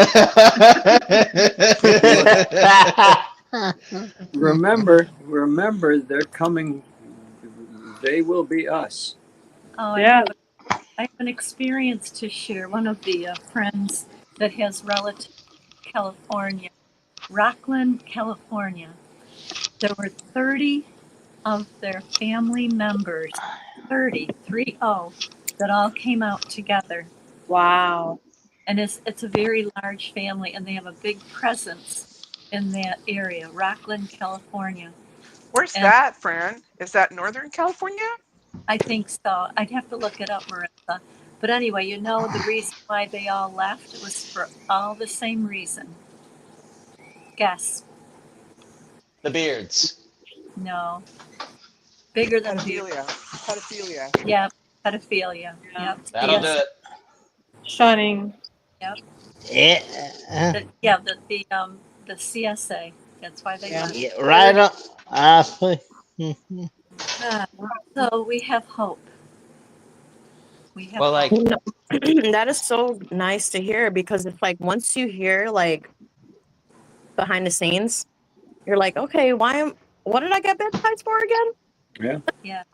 Yeah. Yes. This is a great questioning that's taking place. It really is. So much is being questioned, and there's good answers that are coming out of it.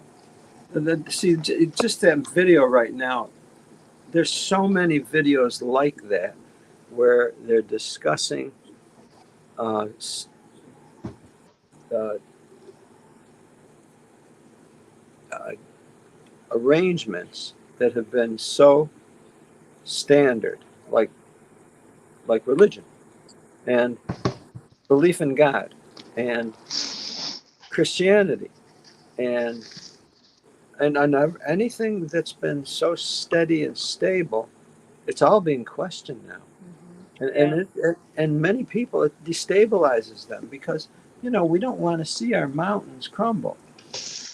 For many, religion was a mountain for them, or it provided stability, and it did. For many, it helped them off of difficulties, either drugs, alcoholism, whatever else. It did. For many, it did that. And unfortunately, it also did very damaging things. and it got a pass for that. It got a pass for it so often. Now finally, people are fed up with it. Excuse me, and saying no more pass, no more pass. We're not going to pass and let pedophiles rule the organizations. And I mean, if someone doesn't realize that yet, understand this. Understand this. Pedophiles look for any organization where there are families with children. So if there are families with children there, guess what? That's where pedophiles go. And they pretend their way in. Unfortunately, they do their damage. Well, isn't this something that families should realize? Isn't this something that they should be really very suspect of?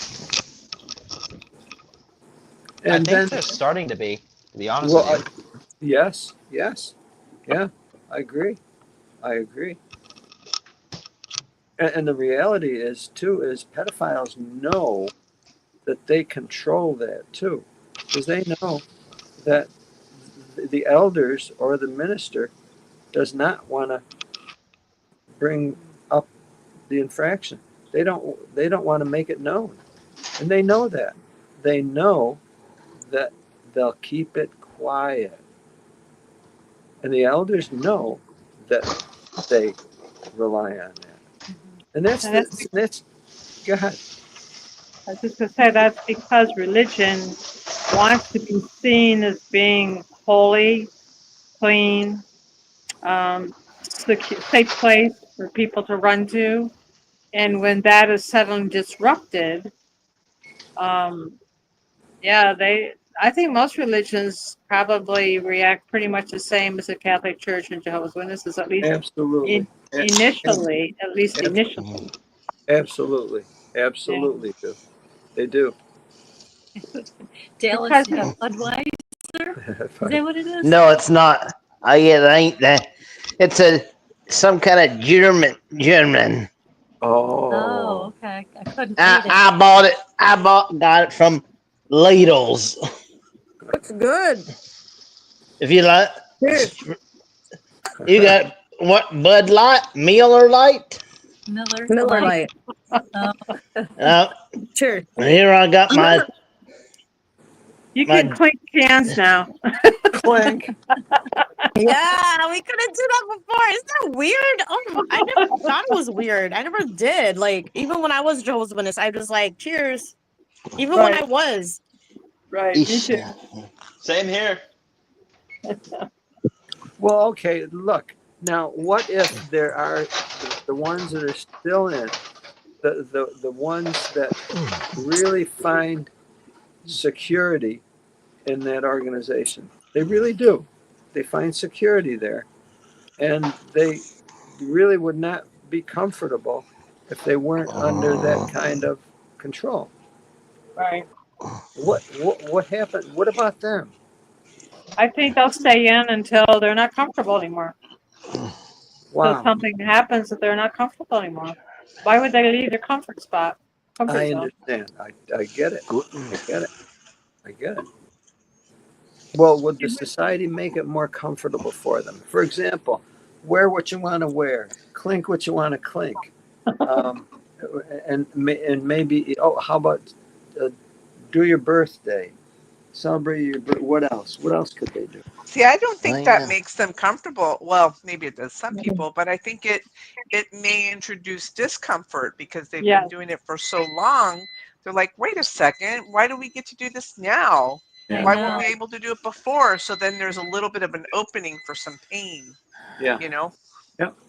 It definitely makes you like this outcast. It definitely makes you like this loser because like you can't be in school, socializing like you normally would because you have these things in the back of your head like you don't want to disappoint God or your parents, and it makes this personality become like so how did the person go from winner to loser?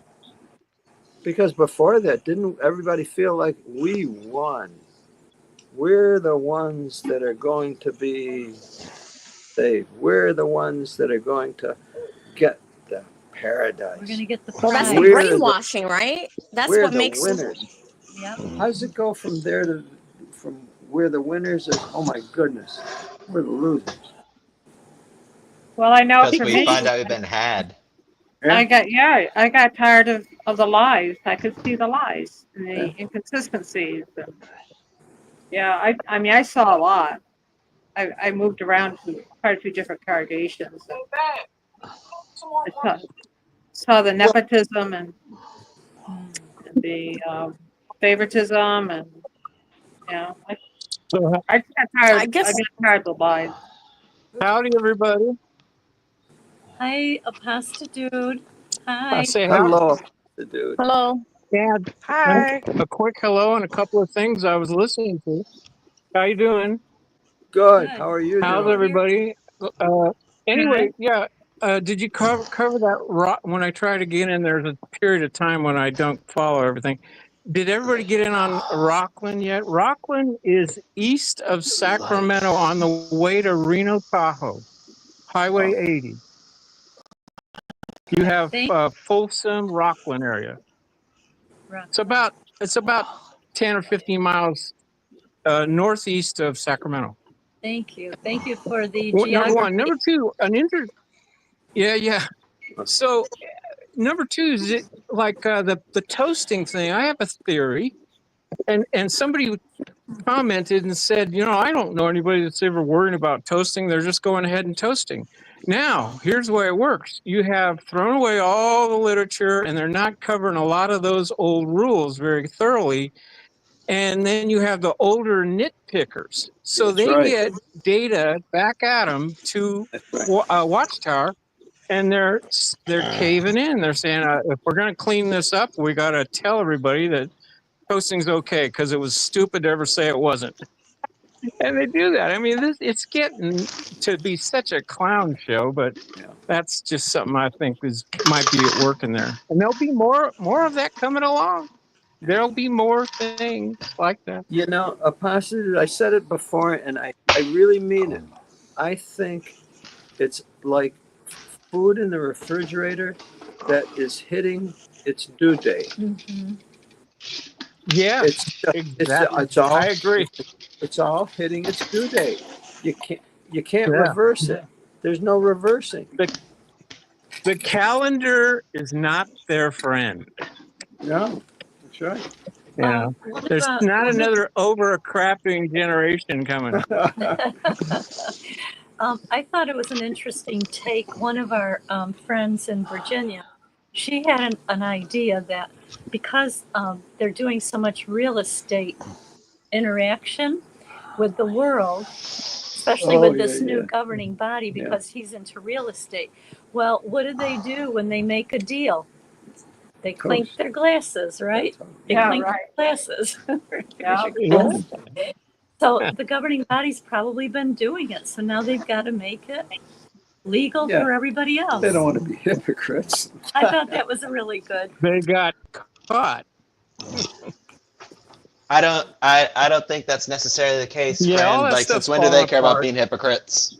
I know. I don't think they've ever cared about that. No, I don't think You know so. something? I literally bought a bottle of Macallan 19 just because I saw Tony Morris getting it. I'm like, you know what? I'd have a drink with that guy. And clink your glasses. Find him. So, like Tony Morris, is he like a Jehovah's Witness still, or? Who knows? I know where he is. If we can go visit him and find out. Let's go. Let's go for field service. Talk about a blackout. No, I'm serious. Like, I actually tracked down the house he bought, and I am ready to take a week off work just to visit all those congregations and all those kingdom halls in the nearest vicinity just to see if I could find him. Wow. There are people in the area who said that he hasn't been to the Kingdom Hall. Really? Yeah, Not surprised. That's insane, actually. Maybe he does like Zoom or something. Maybe he became Pimo or whatever, or like. Well, you remember Selena went down and she was hunting for him, so maybe he doesn't That's dare right. show his face. Maybe. No, I don't think they'd wanted him to. I think that you never know. Sometimes I thought that he might become the next Ray Fran. Friends, right? Yeah, yeah. Let's hopefully has woken up like Ray Friends did and became the next. Ray Friends, he was right about so many things. He was. Yeah. No, he did such a lot of good. He really did. There, But I there bet was a they put a gag. journalist that tried to. Sorry, I was just gonna say I wouldn't be surprised Yeah, they put a gag order on Tony. Oh, I'm sure. And That. Yeah, I'm it's an sure NDA they agreement. Oh yeah. yeah, they purchased his home, so NDA, I'm sure if he says anything, non-disclosure. he'll lose that Right. home. They'll put him on the Yeah. street otherwise, huh? He'll be homeless There Tony.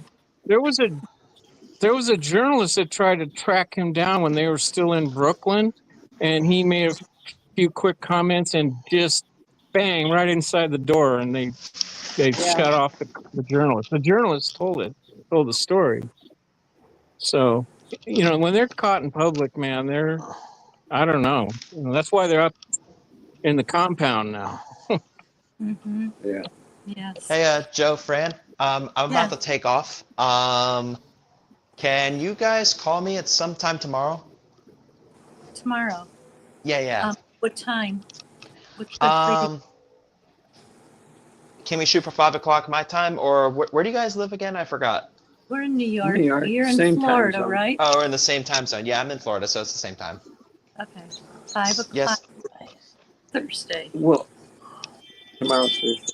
Yes, but if we're a little late-ish, you call. Or text us and remind us. For sure. If we're No, in the middle I of appreciate you prep. guys. Okay, you too. Thank you for coming on, Morgan. Yes. It was my pleasure. Well, thank you, Morgan. Nice meeting you, and take care. You too, Nice Dallas. meeting you, Morgan. Nice Good meeting work. you too. I'll see you guys. Bye, Bye. Morgan. Later on. It also mentioned in that video that we have to rely on presence, and really our choices that we make, what effect do they have Presence. on others? You say Yeah, presence. a presence. Presence. Yes, yes. We have to be present. Present. Like know what we're doing, know the effect that we're having on someone. If we're offending someone, well, maybe we can say something different rather than just feel like guilty, a sinner, and, beat yourself up. So, in other words, a sense of active personal responsibility. Exactly. Yeah. In other words, well, I didn't know. A person could make excuses like, well, I don't know what you're talking about. No, I didn't mean that. Or, oh, you're silly, you're foolish. They'll blow off. Who was the comedian that would always say, "The devil made me do it"? Okay. Who was Rodney, that? Rodney Dangerfield.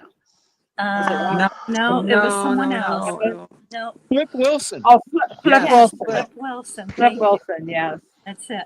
Okay, so there's the blame. Right.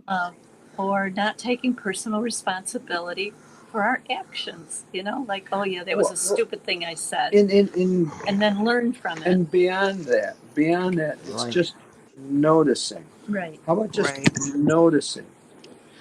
When maybe a little something, you're going through something, and there's others there, and let's say it's a difficulty, and that you're going through, but no one really knows. But there's one that notices it, the stress in your face. Cool. They notice that, you look stressed, or what's going on? That's they're there and they're valuable. Compassion and empathy. Yeah. Yeah. Yeah. because you could say, well, it's none of my business. I don't. That's, they'll deal with it. Presence. And honestly, that's something that each of us individually works out.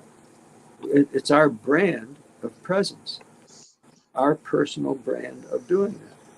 And it's a beautiful thing. Everybody becomes valuable in a unique way. Yeah, I think as a witness, I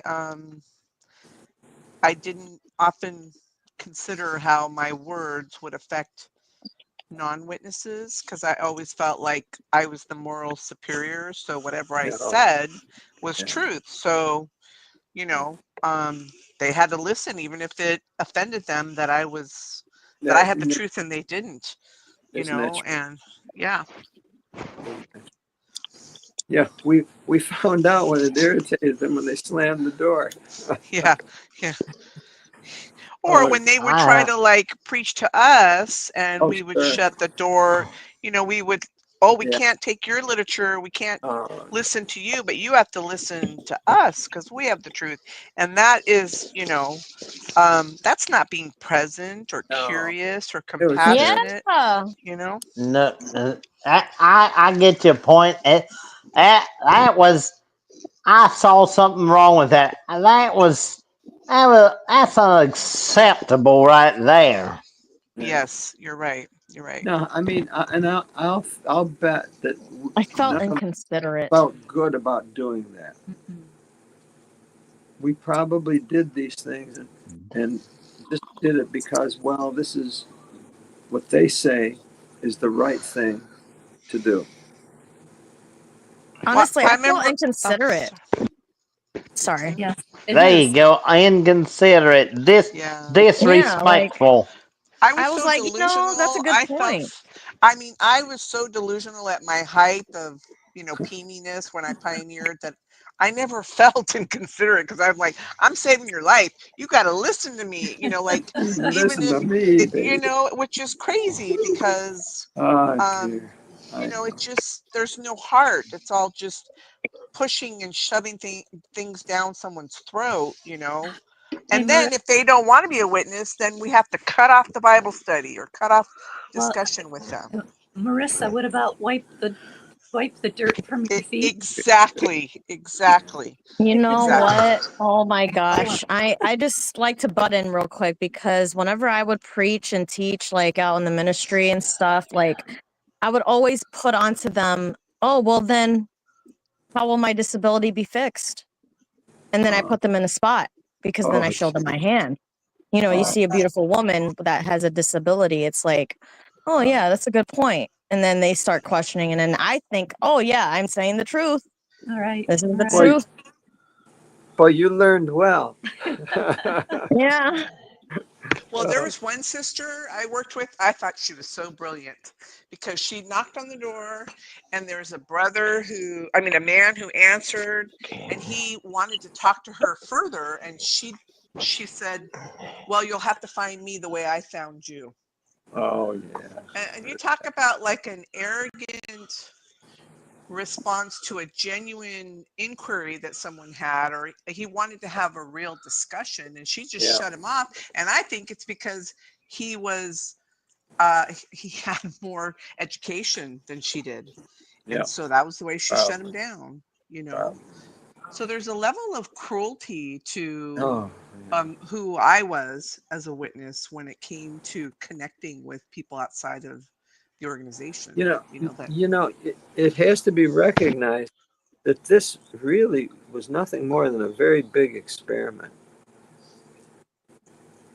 because the directors of that organization, whoever they are, and I don't think it's the governing body, I really don't, they truly have a superior knowledge of us. They knew so much more about us than we know ourselves. And so here we stumble through this, making fools out of ourselves. But I have to at least be glad that we've given ourselves the opportunity to to make up for that. I'd like to think that. You mean like a narcissist or an abuser finds, a docile, gentle soul to abuse? Oh, they Is that what knew. you mean? Yeah, they Well, definitely knew. Well, they knew how to manipulate us. They knew us better than we. They knew our ignorances. They knew our weaknesses. They knew the soft spot of our control issue, and they knew how to control that. The young ones. They always talk about the young ones. That's what got me because I was young in that religion. Every time the elder says, "Young ones, welcome." Yeah. You know, I Yeah. felt good. I felt good. I'm reading the young people last book. Yeah. You know, it was a great technique that they did, and it really did make me into this. I don't regret it, but I wish that I was more in tune with how I feel or myself. Right. Um,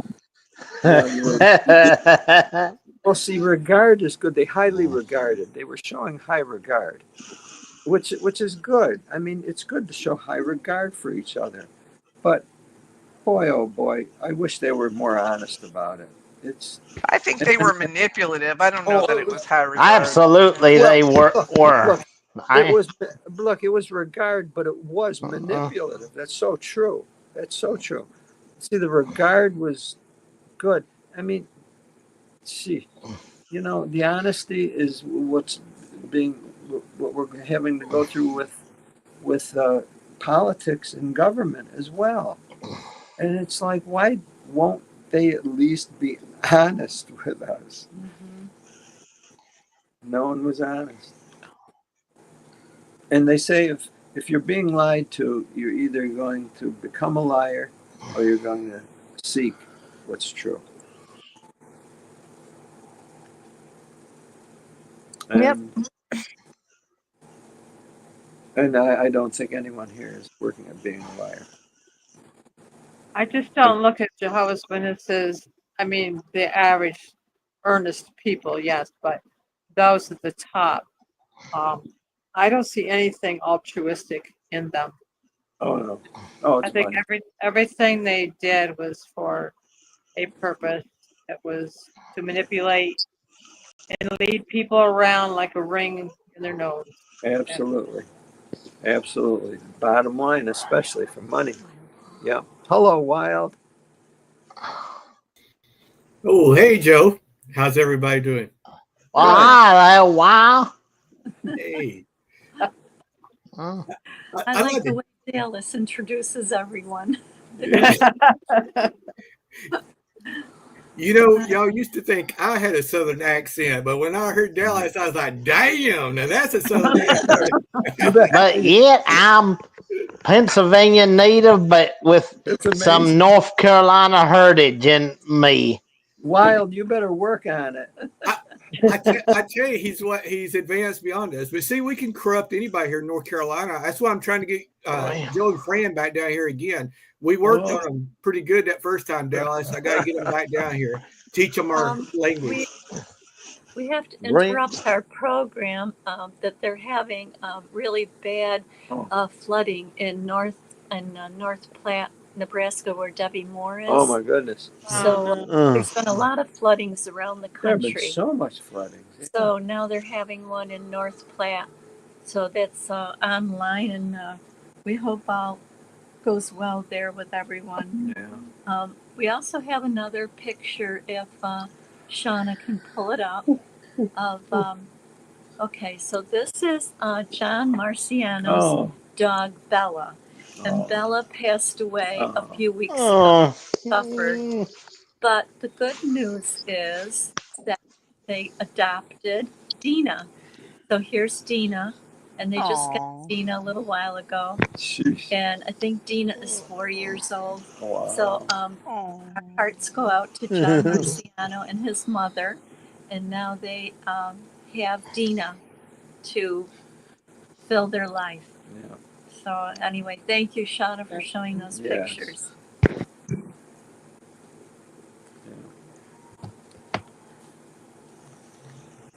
So what's the weather down in Franklin, North Carolina? Hot, very hot. Wow. Yeah. It's really humid right now too, so the stickiness is getting with us. I can handle a little of the hot. I just get out and enjoy the sun, or get out and get my chainsaw and stuff, take a few more trees down out on the property. But that humidity gets with you real quick. Yeah. Same here. I thought it was bad up here, Wild. I mean, I get knocked right down when it's humid like that.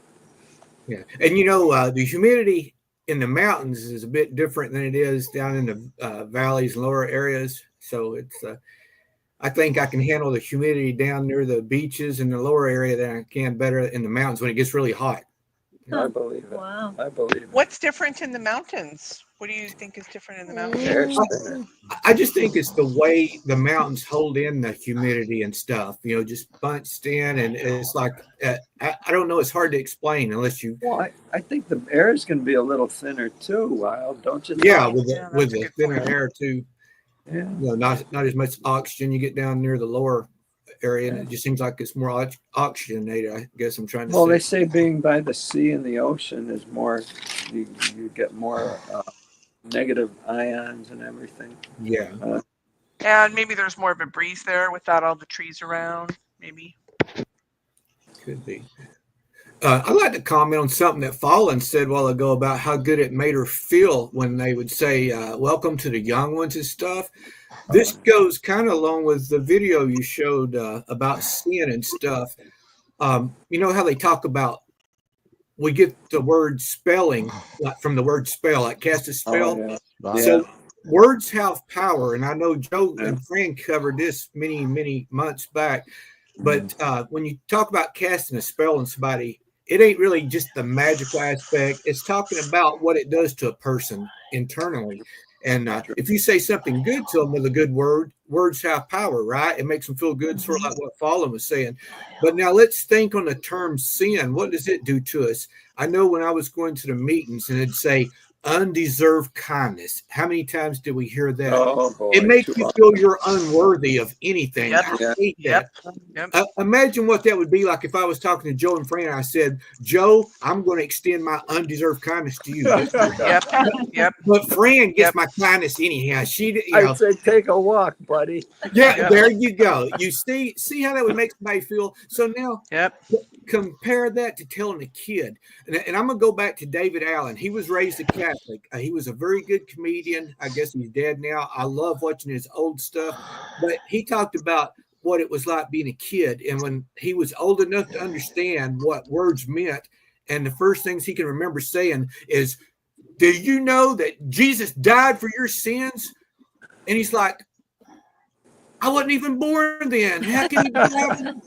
And it stuck with me the way he said that. Can you imagine a little kid hearing that Jesus died for your sins, make them feel so guilty right off the get-go? It takes away some of our self-confidence, our self-worth. So I don't say that to people. I'm like, whatever your concept of sin is, good, fine. But whether there is a God or not a God, I'm going to put it this way. That Bible has been manipulated, and sin has been incorporated as a control mechanism to make us feel not worthy of anything. If you can keep somebody beat down, you can keep them under control real easy. Exactly. Man or woman. And something else I'd like to say is, do y'all guys and girls remember being in school maybe and playing the game tug of war where you got a big rope and you got two opposing teams pulling? Do you know usually the team that won was the one that the audience was cheering them on the loudest? Like, oh, you got this. Even when they were slowly receding or the line was going back, if the audience standing around them would say, go, get back up, you've got this. And you'd see them pull a little harder. That's what words can do to us, either positive or negative. You can reinforce in somebody's mind. And that's why I try to say, when you brought that out many months ago, Joe and Fran, about spelling, that is what words can do. They can cast a spell on us mentally. If nothing else, it's what it does to us mentally. And you want to put the positive affirmations on people. That's beautiful. They used it. They truly used it. Now, see, we at least have the opportunity now to know that and now to use it for good. Yeah. So I have to I'd like to take that away from what we went through. I really would like to take that away from them. I would like people to feel good. Oh yeah. What's sad is that, I would have, friends that would leave the meeting, in particular one I'm thinking about, and she had a mental illness, but she never missed a meeting. And she would tell me, I feel worse after the meeting. Oh, wow. And those words were making her feel less than. And like you said, they have power. Words have power. Even when we're not registering that the words are bad, even if we feel the person that is saying the words loves us, they still have power over us. And so that's why we have to really be mindful about the words we use and the words we allow ourselves to. That's so true. Yeah. In the video, it mentioned the language of sin. Yeah. It's actually a language that, like Wild said, you were taught as a small child. I'm unworthy. Yeah. I've got to make up for it. Yeah. I'm guilty. good for nothing slave. Good for nothing slave. Yeah. And That's I think terrible saying. Ashes meant that she always said, I'm sorry, sorry this, sorry that. Yeah. Right. So we have to change that language. And, I'm responsible for this. New language. I'm going to do this. New language. Today I'm going to be more mindful, and I'm going to, watch what I say, what I do, and then I'm going to correct it. And just like, for example, I'm not making mistakes. I'm learning. Right. And this is interesting. The Indians, I learned this when I was little. The Indians who are very good with woods crafts, not crafts from the woods. They had a saying when they take their children, to start learning. They said, "Let's go make some mistakes," because that's what you're going to do. You're going to make mistakes, but boy, you're going to learn from them. We learn from our mistakes. That's right. We really do. Yeah. But we're so afraid in the organization. I mean, making a mistake could mean the difference between like your entire family speaking to you or not, so there's just this culture of secrecy and keeping, some of the stuff that Kevin grew up as a witness, and I was not a witness. I did not grow up, but man, he kept secrets. And that's just what all the witnesses I know that were born in did, because they were afraid, of making those mistakes and being shunned. Yeah. I had to live a double life personally. Like, I thought my parents were going to ground me because, I had these thoughts of homosexuality. And as a middle schooler, knowing what it's like to be grounded, I don't want to be grounded. I want to play video games. I want to play with my brother. So it's like you keep this secret. So I kept this secret for so long until now. Now I talk about it to my father like it's normal, and he doesn't, he can't ground me. I'm living on my own. Right. I don't have to fear being grounded. I don't have to fear being punished anymore. Horrible. Because what I'm doing isn't illegal and it's not hurting anybody. That's right. That's right. And that's where those ethics come in. That's right. Because, you're not hurting anyone. It's a personal choice. And you're being responsible with your choice.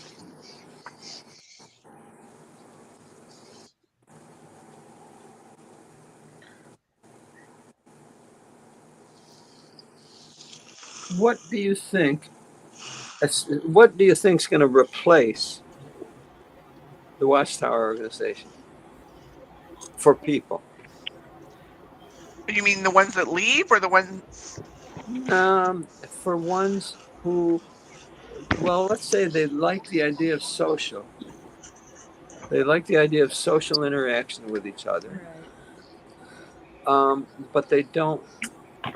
Obviously, they don't want to be part of a cult.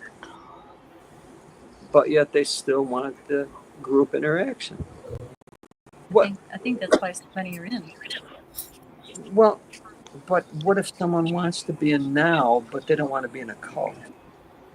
In other words, can't there be some organization where I can be part of in a group-oriented way and express myself and not be controlled. We're doing it right here. Yeah. Okay, good. But I think a lot of people turn to other religious groups. That is very common Yeah.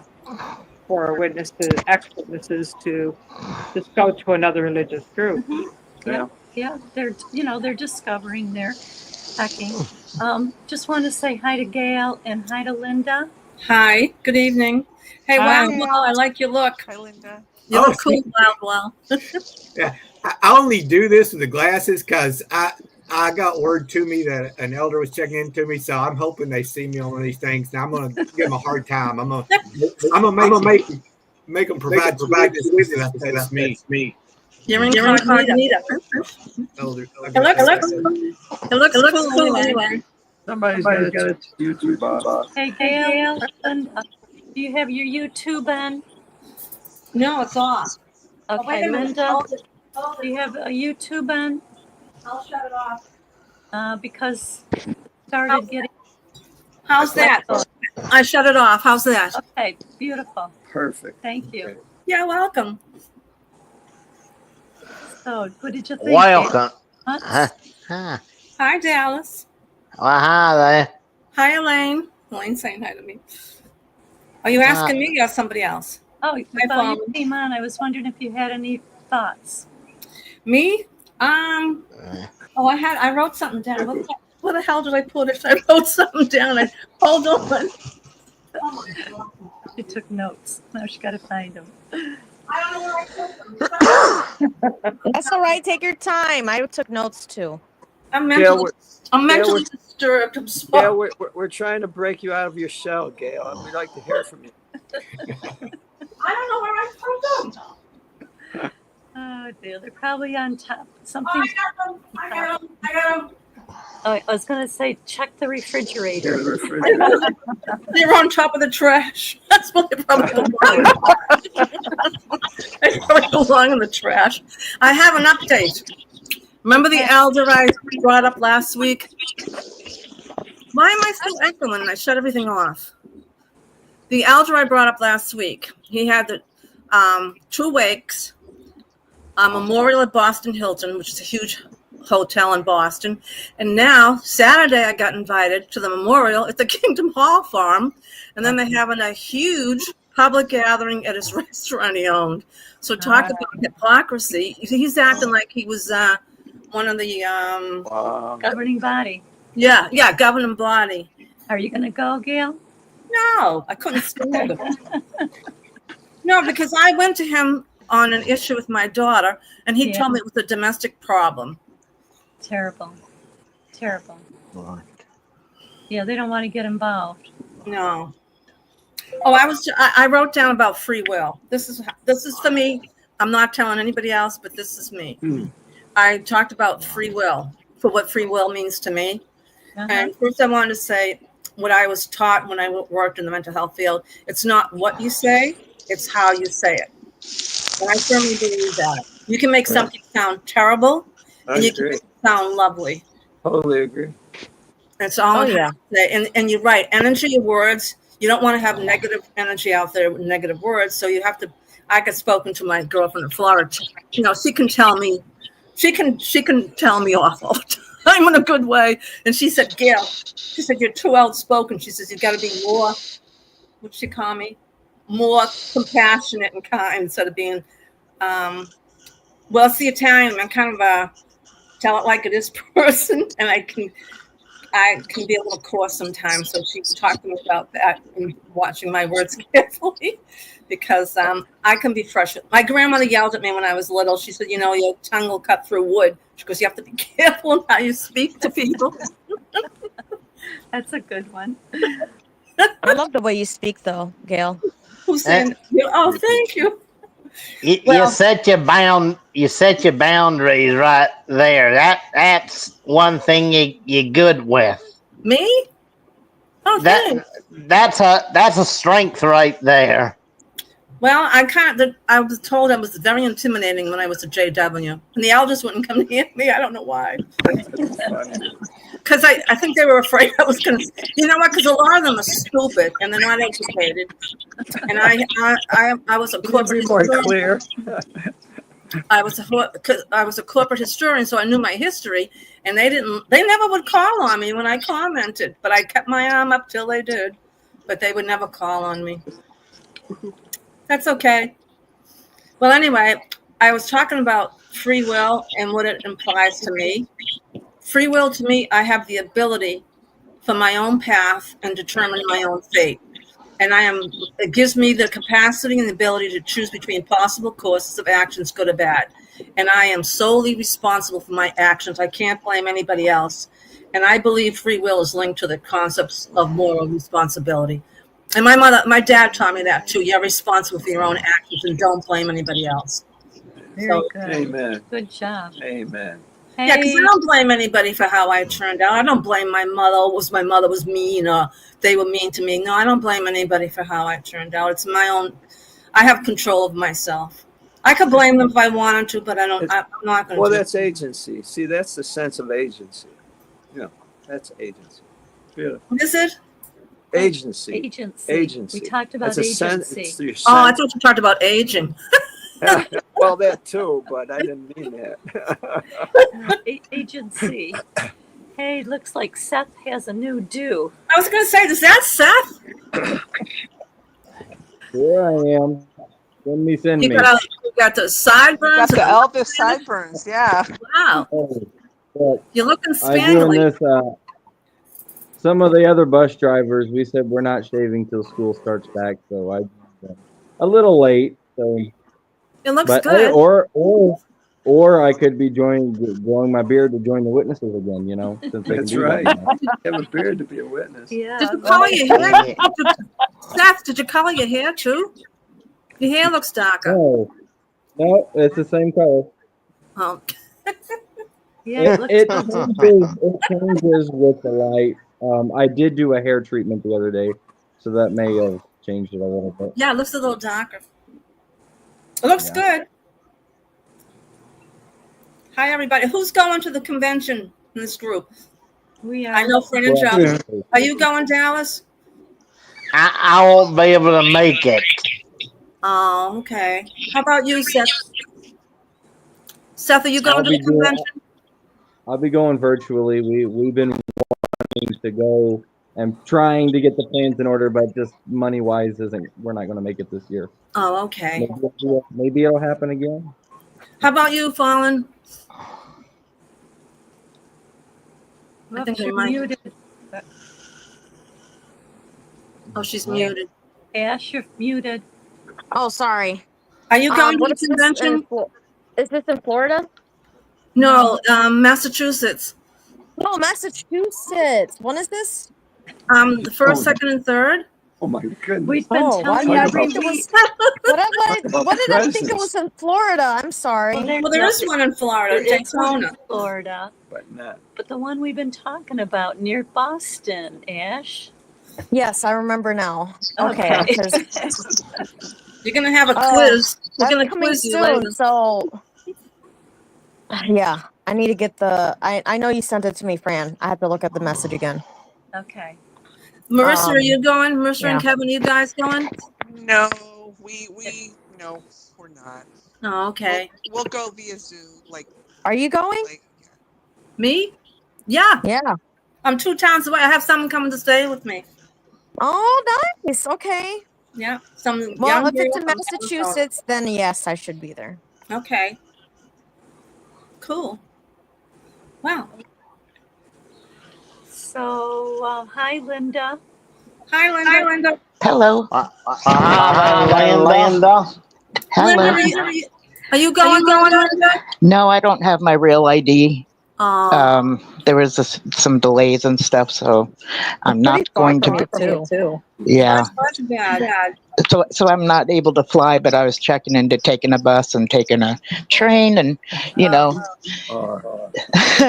hard on you, Linda. It's terrible. So plus I needed somebody to travel with me too, but that didn't happen either. So but I'm going to be putting together a video, so that should be able to show, and I'm going to be watching it. Okay. Yeah. So I think that video that you guys shared was really amazing about sin. How did sin begin? Where did it start? And from my studies, it started with Augustine. So along the lines of Christianity. Yeah. Not so much before that Old Testament, they were under the law, right? So so when Moses came down with the cement, laws that were printed out by God, he was pretty pissed that they were worshiping these other gods, but they hadn't even been given the law yet. So of course they were worshiping other gods. That's kind of what they did. But anyways, the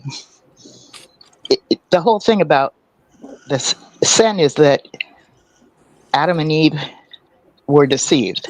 So why? Because they were told by this snake that they could find out the wisdom between good and evil, right? I mean, who wouldn't want to know that?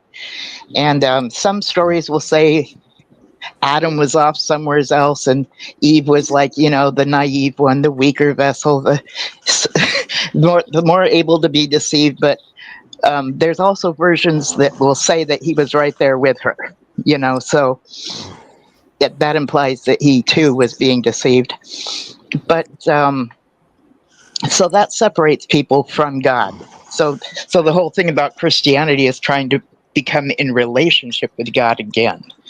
So the more somebody can have dominance over you or dominionship over you, for you to try to be back in relationship with God, you're pretty much vulnerable to how they instruct you to behave. And it is for behavior control is what I've come up with. But it might mean other things to other people.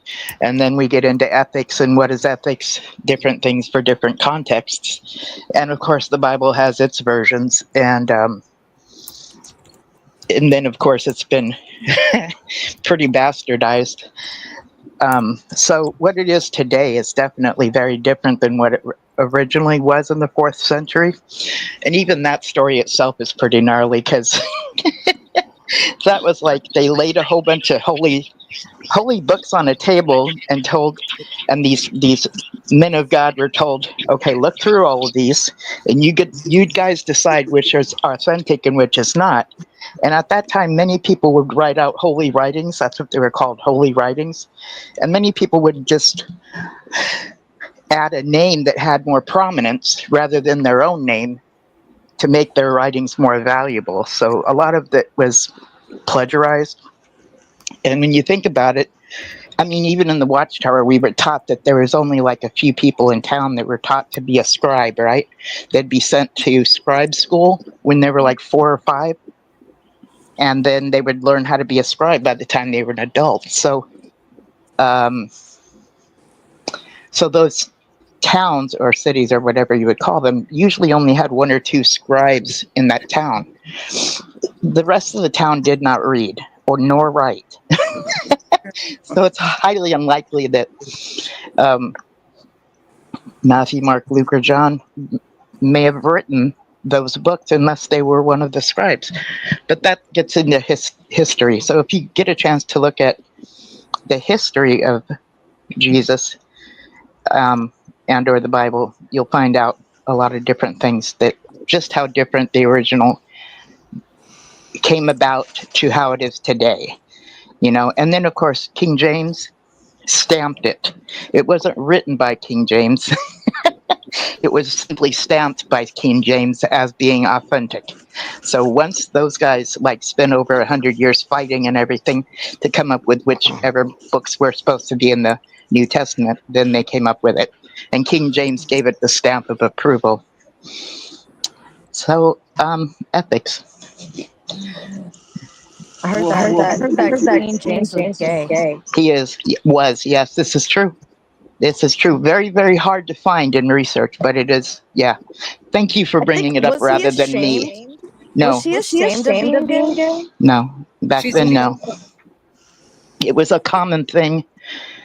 And So they it, framed him into making this Bible about that being gay is wrong, but he was actually gay. homosexuality wasn't put in the Bible. They didn't use that term until 1946. That's been added to Right. Yes, the I've heard Bible. about So, that actually. Yes. so he did not stamp a 1946. Bible that said homosexual in it. Interesting, isn't it? Like, I dig theology. I dig it. I'm all about theology. I think what they did. I think we got a terrible echo. Yeah, horrible echo. Linda, do you have two devices on? Do you I think have? she just turned it No, off. I do not. No, I do not. And I'm on mute. Okay. What about YouTube being open? Well, if you are on YouTube and StreamYard, you're going to get an echo. Yeah. So you just need to be on StreamYard. Just StreamYard. No, there's no echo right now. It stopped. Right. It's good now. Okay. You know, it's interesting. As Linda brought out, you know, homosexuality was not brought up in the Bible. It's just not a topic. But what was men lying with boys.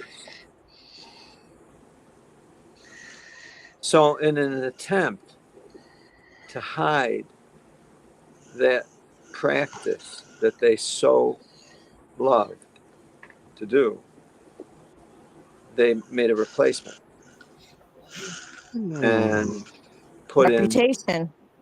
they put in the idea of men lying with men to hide their habit of men lying with children.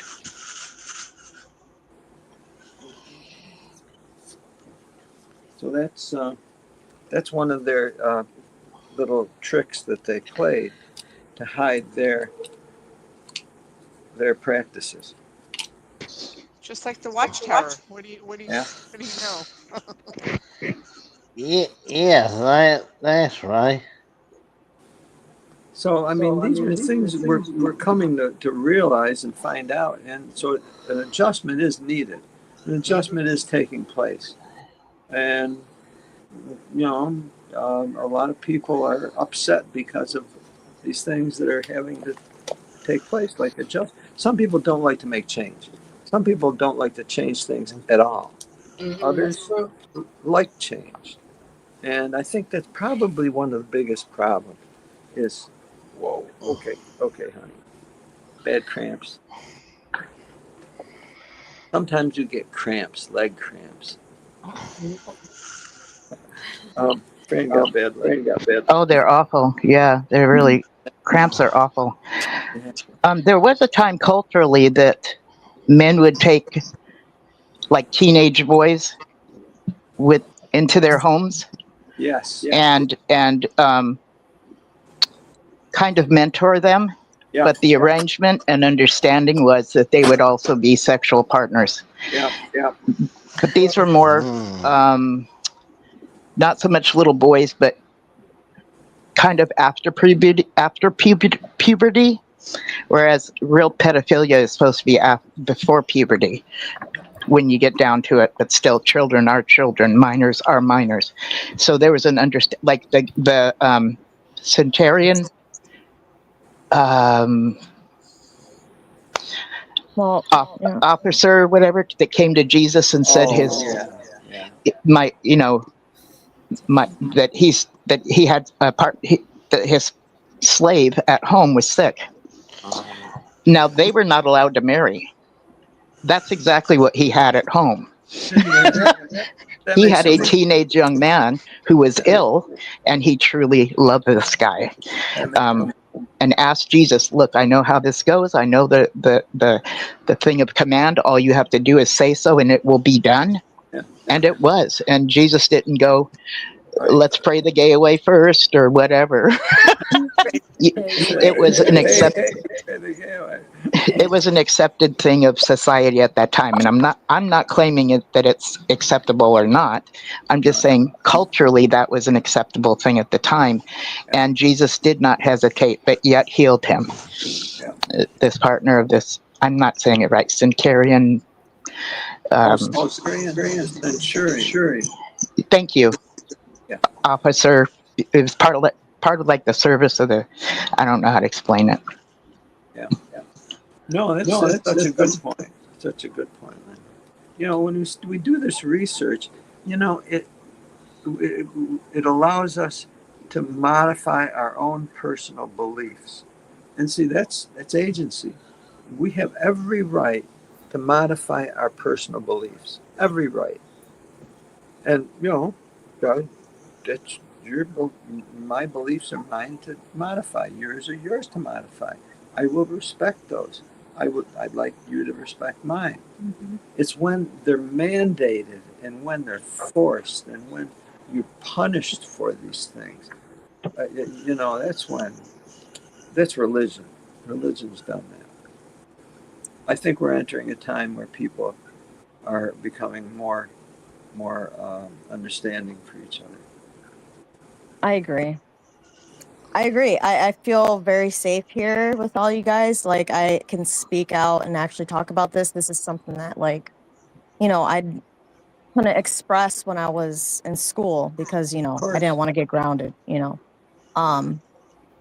So, like, I wanted to mention about what Linda was saying, how, you know, I mean, there's, you know, yes, there's prepubescent children, and then there's children that are in puberty or pubescent. They're adolescent or adolescent. How do you pronounce it? Adolescent, right? Yeah. Adolescent. Like, there has been like cases that I've like researched on that even teenagers were considered a pedophile for raping a prepubescent child, like 5. Right. So when the clinical study is prepubescent children, that is pure pedophilia, if that makes sense. Oh, sure. Technical. To me, I mean, when I was in middle school, I mean, I started thinking and kissing boys when I was a teenager. So I don't know. I mean, when I was 5, I never thought of those things. Right. If that makes sense. I don't know. Yeah. Am I What do you making mean? sense, Linda? Do you know what I'm saying? I don't know if Linda. Yeah, you are. So when I was like in the 4th or 5th grade, I had the biggest crush on my teacher. I didn't know how to think sexually. I just asked her every day if she'd wear her hair down for me because she had beautiful hair. And every day I'd say, "When are you going to wear your hair down for me?" And the day she wore her hair down, I knew she wore it down for me. See, I had puppy love. I had a crush on her. And when she would write on the chalkboard and swing her hair back, I just was like stupid Gaga in puppy love, okay? I didn't know how to think sexually. I really didn't. I felt like in middle school. Right? So and when it became time to have, you know, a partner, only boys were allowed. So I had that crisis of conscience forever. And and when I look at you, Ballin, I'm extremely proud of you because for you to be out today, and the whole idea of being proud and out is so that we don't have to be ashamed anymore. That's really what that term proud is about, because we had to remain in the closet, so to speak. We had to not be our authentic self. So I didn't come out until I was 41, you know? And today I'm 61, so it's been 20 years. It's a little bit past the phase. So I think I'm still, you know, so I tried to be straight. And that's another thing. People will think it's a choice. And if you can choose to be gay, then you can choose to be ungay, which only implies you're being rebellious. But, you know, you're talking about how you saw things as a young child, and I'm speaking of it as a young child, and I had to fight it. And when people have a thing about the ethics, their ethics go against it, okay, you know, that's all we can do. I know what you're saying because not even just myself, like when I used to be a Jehovah's Witness reading the Bible to my return visits or my Bible studies, like some of them were children. And my mom would come with me on my return visit. And I remember this one time where we had this Bible study. I was with my mom and this young child, and we were talking about the Bible, and then she talks about girls. And then that's when my mom stopped talking. Like, she thought it was weird that. So I didn't say anything because, that was my mom's Bible study. I was just there, two pairs, I was just there listening to my mom teach, this young child. And I was thinking about myself because this little girl said exactly what I was feeling when I was a little girl. And I'm seeing my mom as if like she was me, like as if I was a third person, like seeing myself as a young child. It's like I never got to express those things to my mom, and now I can, and it feels good because I feel closer to my mom. I remembered on Mother's Day when I was a child, before all the indoctrination happened, when I was in first grade, they had like a holiday for Mother's Day, and they told everybody to make a gift for your mom, and I did. That was the first time and the last time I've ever made a gift for my mom on Mother's Day, because eventually, as I got older, that's when they taught Mother's Day and holidays are a sin, or they're pagan, they're wrong. So I never gave my mom a Mother's Day gift ever again. That was it. But my mom kept the gift ever since, you know, even until this day, she still has it. And I guess maybe she's not as brainwashed as she is. Maybe she just wants paradise earth because everybody believes in something, whether you're atheist or whatever. We all die and we don't know why we die. So we do these things and talk about these things because we're grieving. So it's like we gotta relax and just be a family right now because this is the present. Yeah, well said. Yeah, no, you mentioned the fear of death, and that's probably the biggest fear that drives people forward, and it gets them controlled by religion, is that fear of death. And that's something that more and more people are coming to grips with and realize that we don't have to be afraid of it. It, it it's like it's a natural consequence for us. It's a natural consequence. And especially as a person gets older, they think a little bit more about it. Rightly so. And the more we can be adjusted with that, the less we're going to be controlled by it.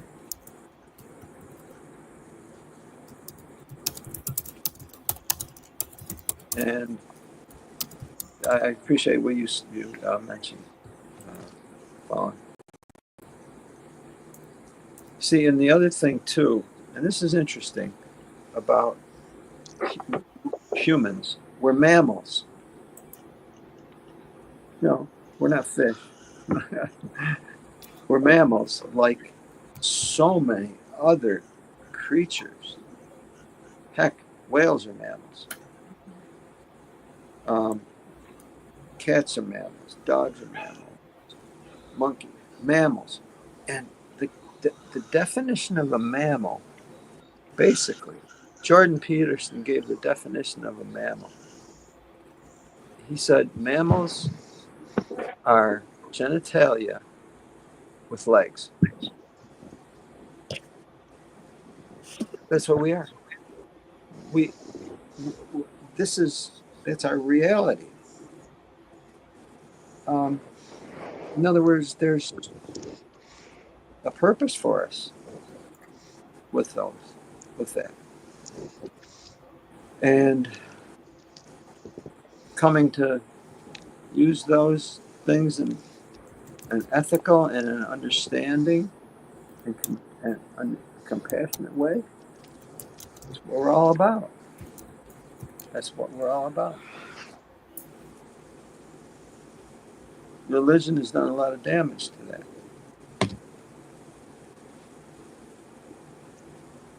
So I appreciate everyone trying to sort it back out again. Mm-hmm.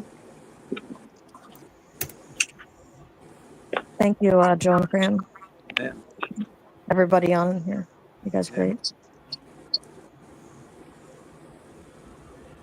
If anyone didn't hear my dopey illustration. The illustration was of our refrigerator. Normally, everything in it is, we believe everything in it is for our good, for our good. It's healthy. Everything is good and healthy. Well, is it? Because sometimes the things that are in it go bad. They break down. They're past shelf life.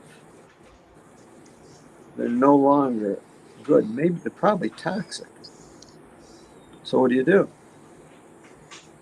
It has to be analyzed. You have to sense it. And you're the agent. You check it out and you chuck it out if it's no good. And it's that way with everything that we're going through now. We're in the process of assessing what's going on in our life and making some personal good decisions without religion interfering, because it's interfered terribly. Maverick has a question for us. Oh. He says, may I ask, would you say you are agnostic now? I answered in the comments, see how you feel about it. I said, Maverick, we believe in humans and the goodness of their hearts. Do you believe, are you agnostic? Yeah, I see. No, I wouldn't say, I don't know. I really don't know what agnostic is. All I know is I'm not. If I have a religion, it's not one that man made up. if I have a religion, it's one that I made up. It's not one that someone else made up. It's my religion, whatever that is. Your purpose.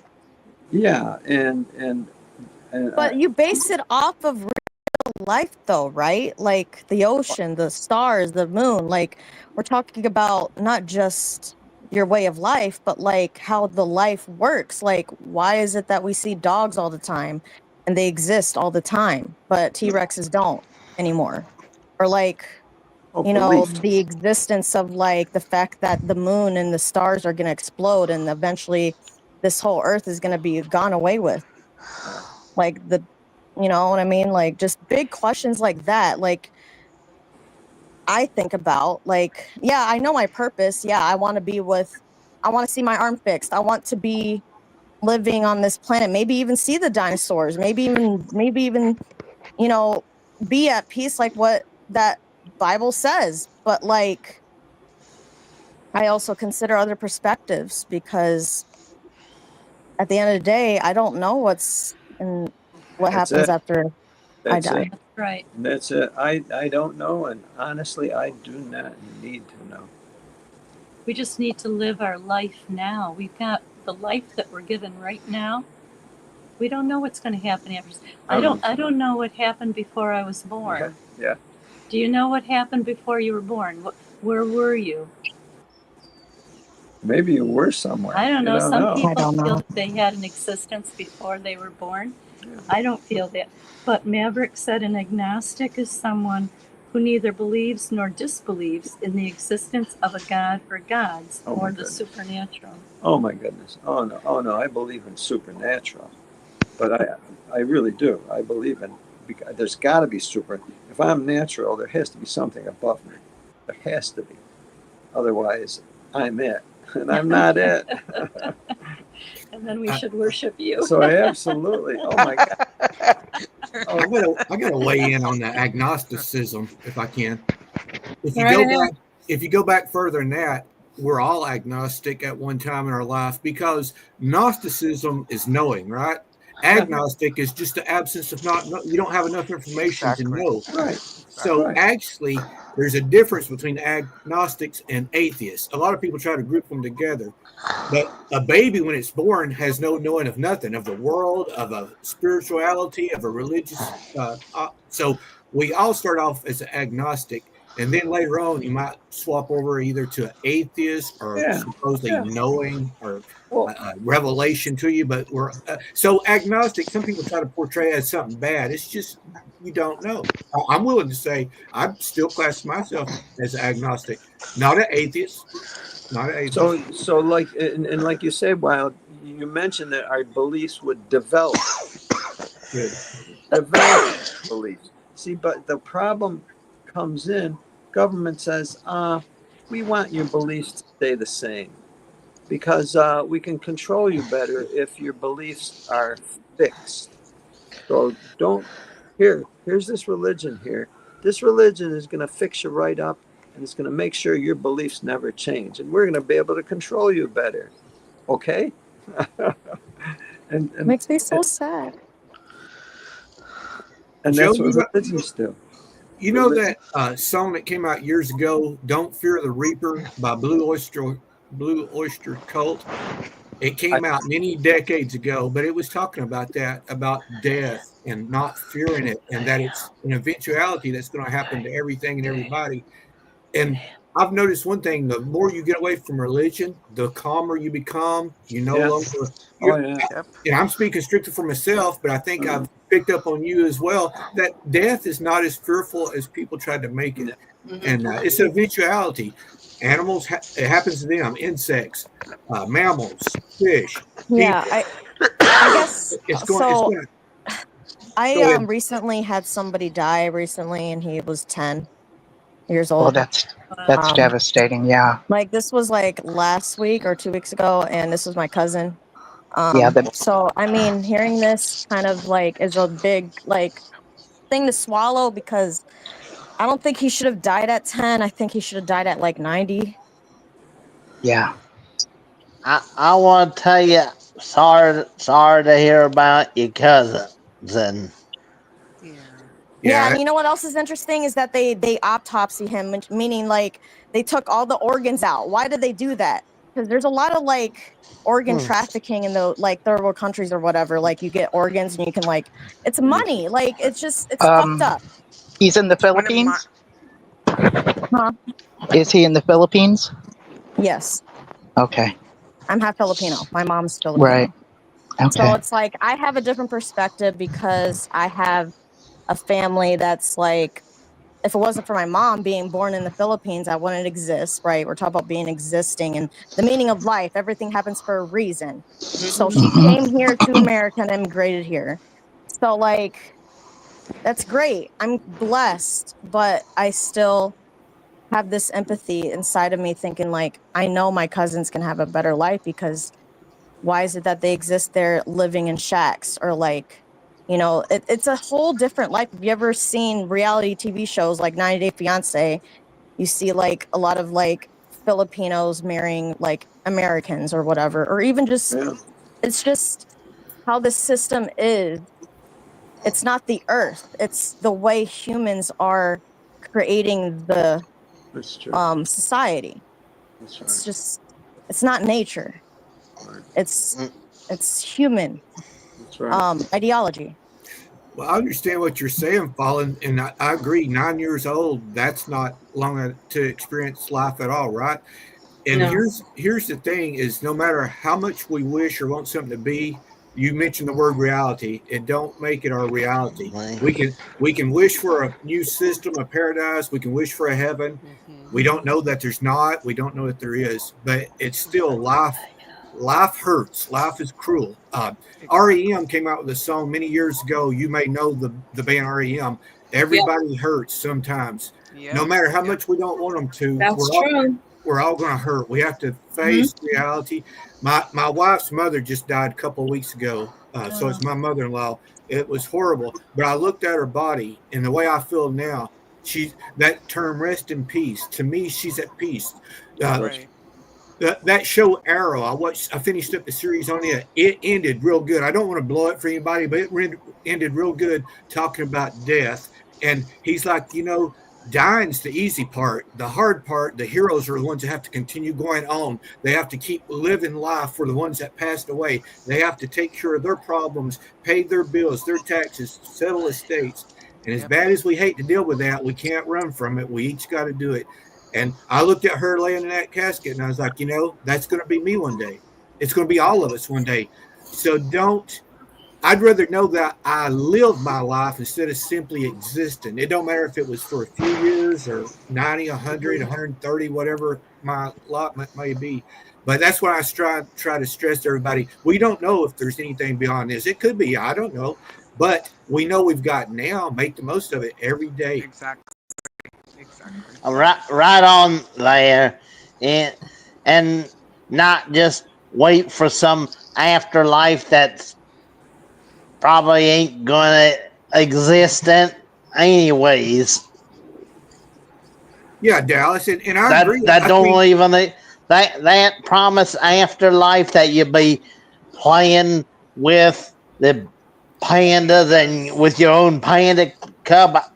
I don't believe in that, and that's not the thing I ever wanted in life. What do you want? I like to be able to just live my life and to enjoy it Mm-hmm. like a normal person. Just and That's how I feel. fall and think of the Mhm. people that their kid never even made it to 9. There's a lot of women that had stillbirths or miscarriages, Mm-hmm. and they could take it to another level and they'd be like, well, I didn't even get to enjoy my kid for 9 years. So that's what I'm saying. No matter what we wish or hope, it don't change our reality. And Right. I had to learn that the hard way. I understand where you come from. We still have empathy. I have empathy for everybody. Mm-hmm. I to this day I still hope there's something after this. I can't prove there is, but that's why I would prefer the term agnostic. It's not knowing, simply don't know. I don't have enough factual evidence. Right. Going Right. on people's testimony don't do it for me. You know, if somebody has a revelation, that's their revelation. It ain't mine. So I cannot form my conclusions on their perspective, only on what I can prove or what's factual. So Yeah. I'm content if somebody says, "Hey, wow, he seems like agnostic," as long as they don't call me atheist, because atheist means there is no God. In the Bible, it says the fool says in his heart there is no God. So that's going along with what Joe said. He ain't gonna say what it is to him. It's his truth or his religion if he's going to have one. It's not what somebody else imposes on him. So that's why to this day I never say, "Oh, there is absolutely no God." It's like maybe it's something that none of us have come to the full term of yet. So there could be something for that 9-year-old. There could be something for the ones that's miscarriage. Could be something later on for us that are advanced in age. But there's just no way we can know right now. I wish we could definitely know. And if there is a God, you know, people make many excuses or reasons why they haven't shown themselves or made themselves presentable to everybody.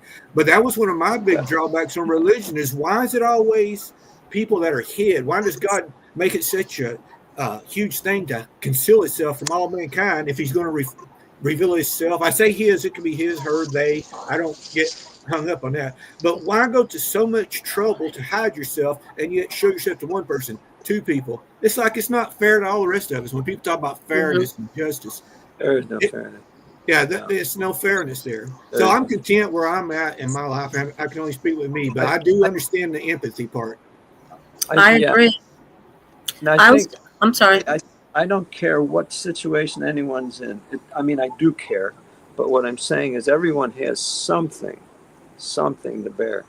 Some have it a whole lot worse. Some have it better. And unless a person does what's called accept, in other words, acceptance.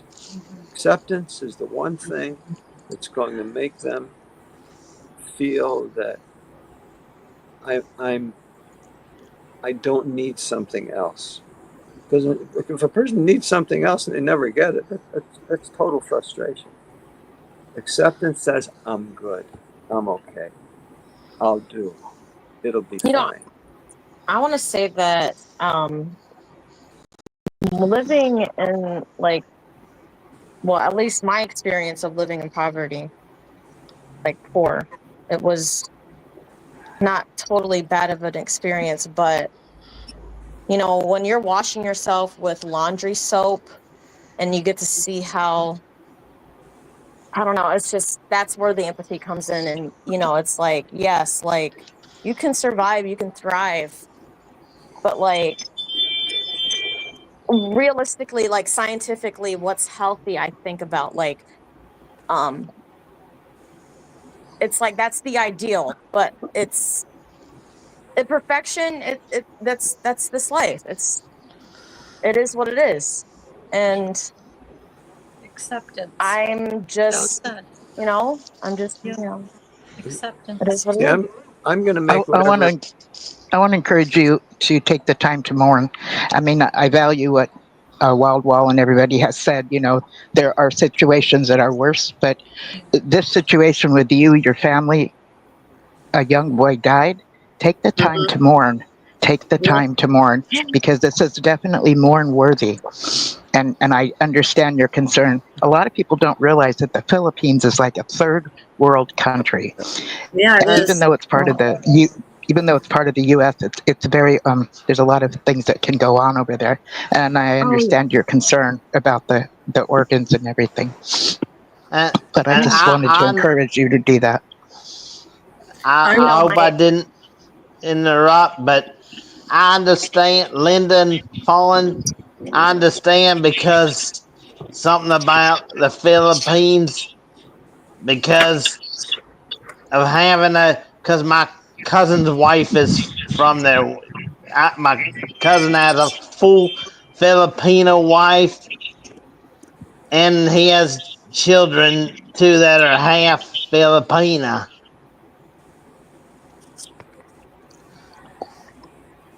I was. Did you say that the Philippines are part of the U.S.? Did I misunderstand? Yes. They are Yes. like allies, yeah. They're allies, but they're not. They were They're like different colonized by the U.S. They had some Western colonization, and they were also colonized by the Spanish and Chinese, and some other and having a Can I cousin's say this real wife. quick? I'm sorry. I just wanted to say this before I forget. But the Philippines has the most Jehovah's Witnesses. Wow. So does in Africa. Because my father said that to me. I mean, I believe what my father says because he's my dad, right? But like, he was like, Ashley, the Philippines has the most Jehovah's Witnesses over there. So he's trying to encourage me to come back. Sounds like it. Can I say something before we hang up? Okay. I didn't like the doom and gloom concept that they threw on us to give us a guilt trip, and I never bought into Neither that. did I. I never bought into that anymore. Well, anyway, you're probably not going to like to hear this, especially coming from me.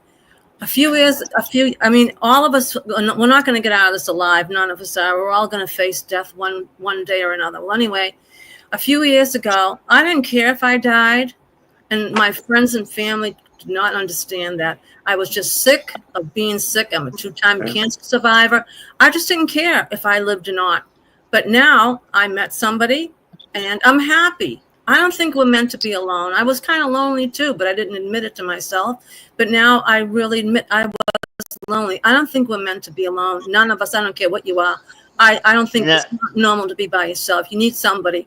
Everybody needs somebody. Everybody does. We weren't never intended to be isolated or to be reclusive. And I didn't want to die by myself. So now I'm happy. I don't care what tomorrow brings because I have no control over it.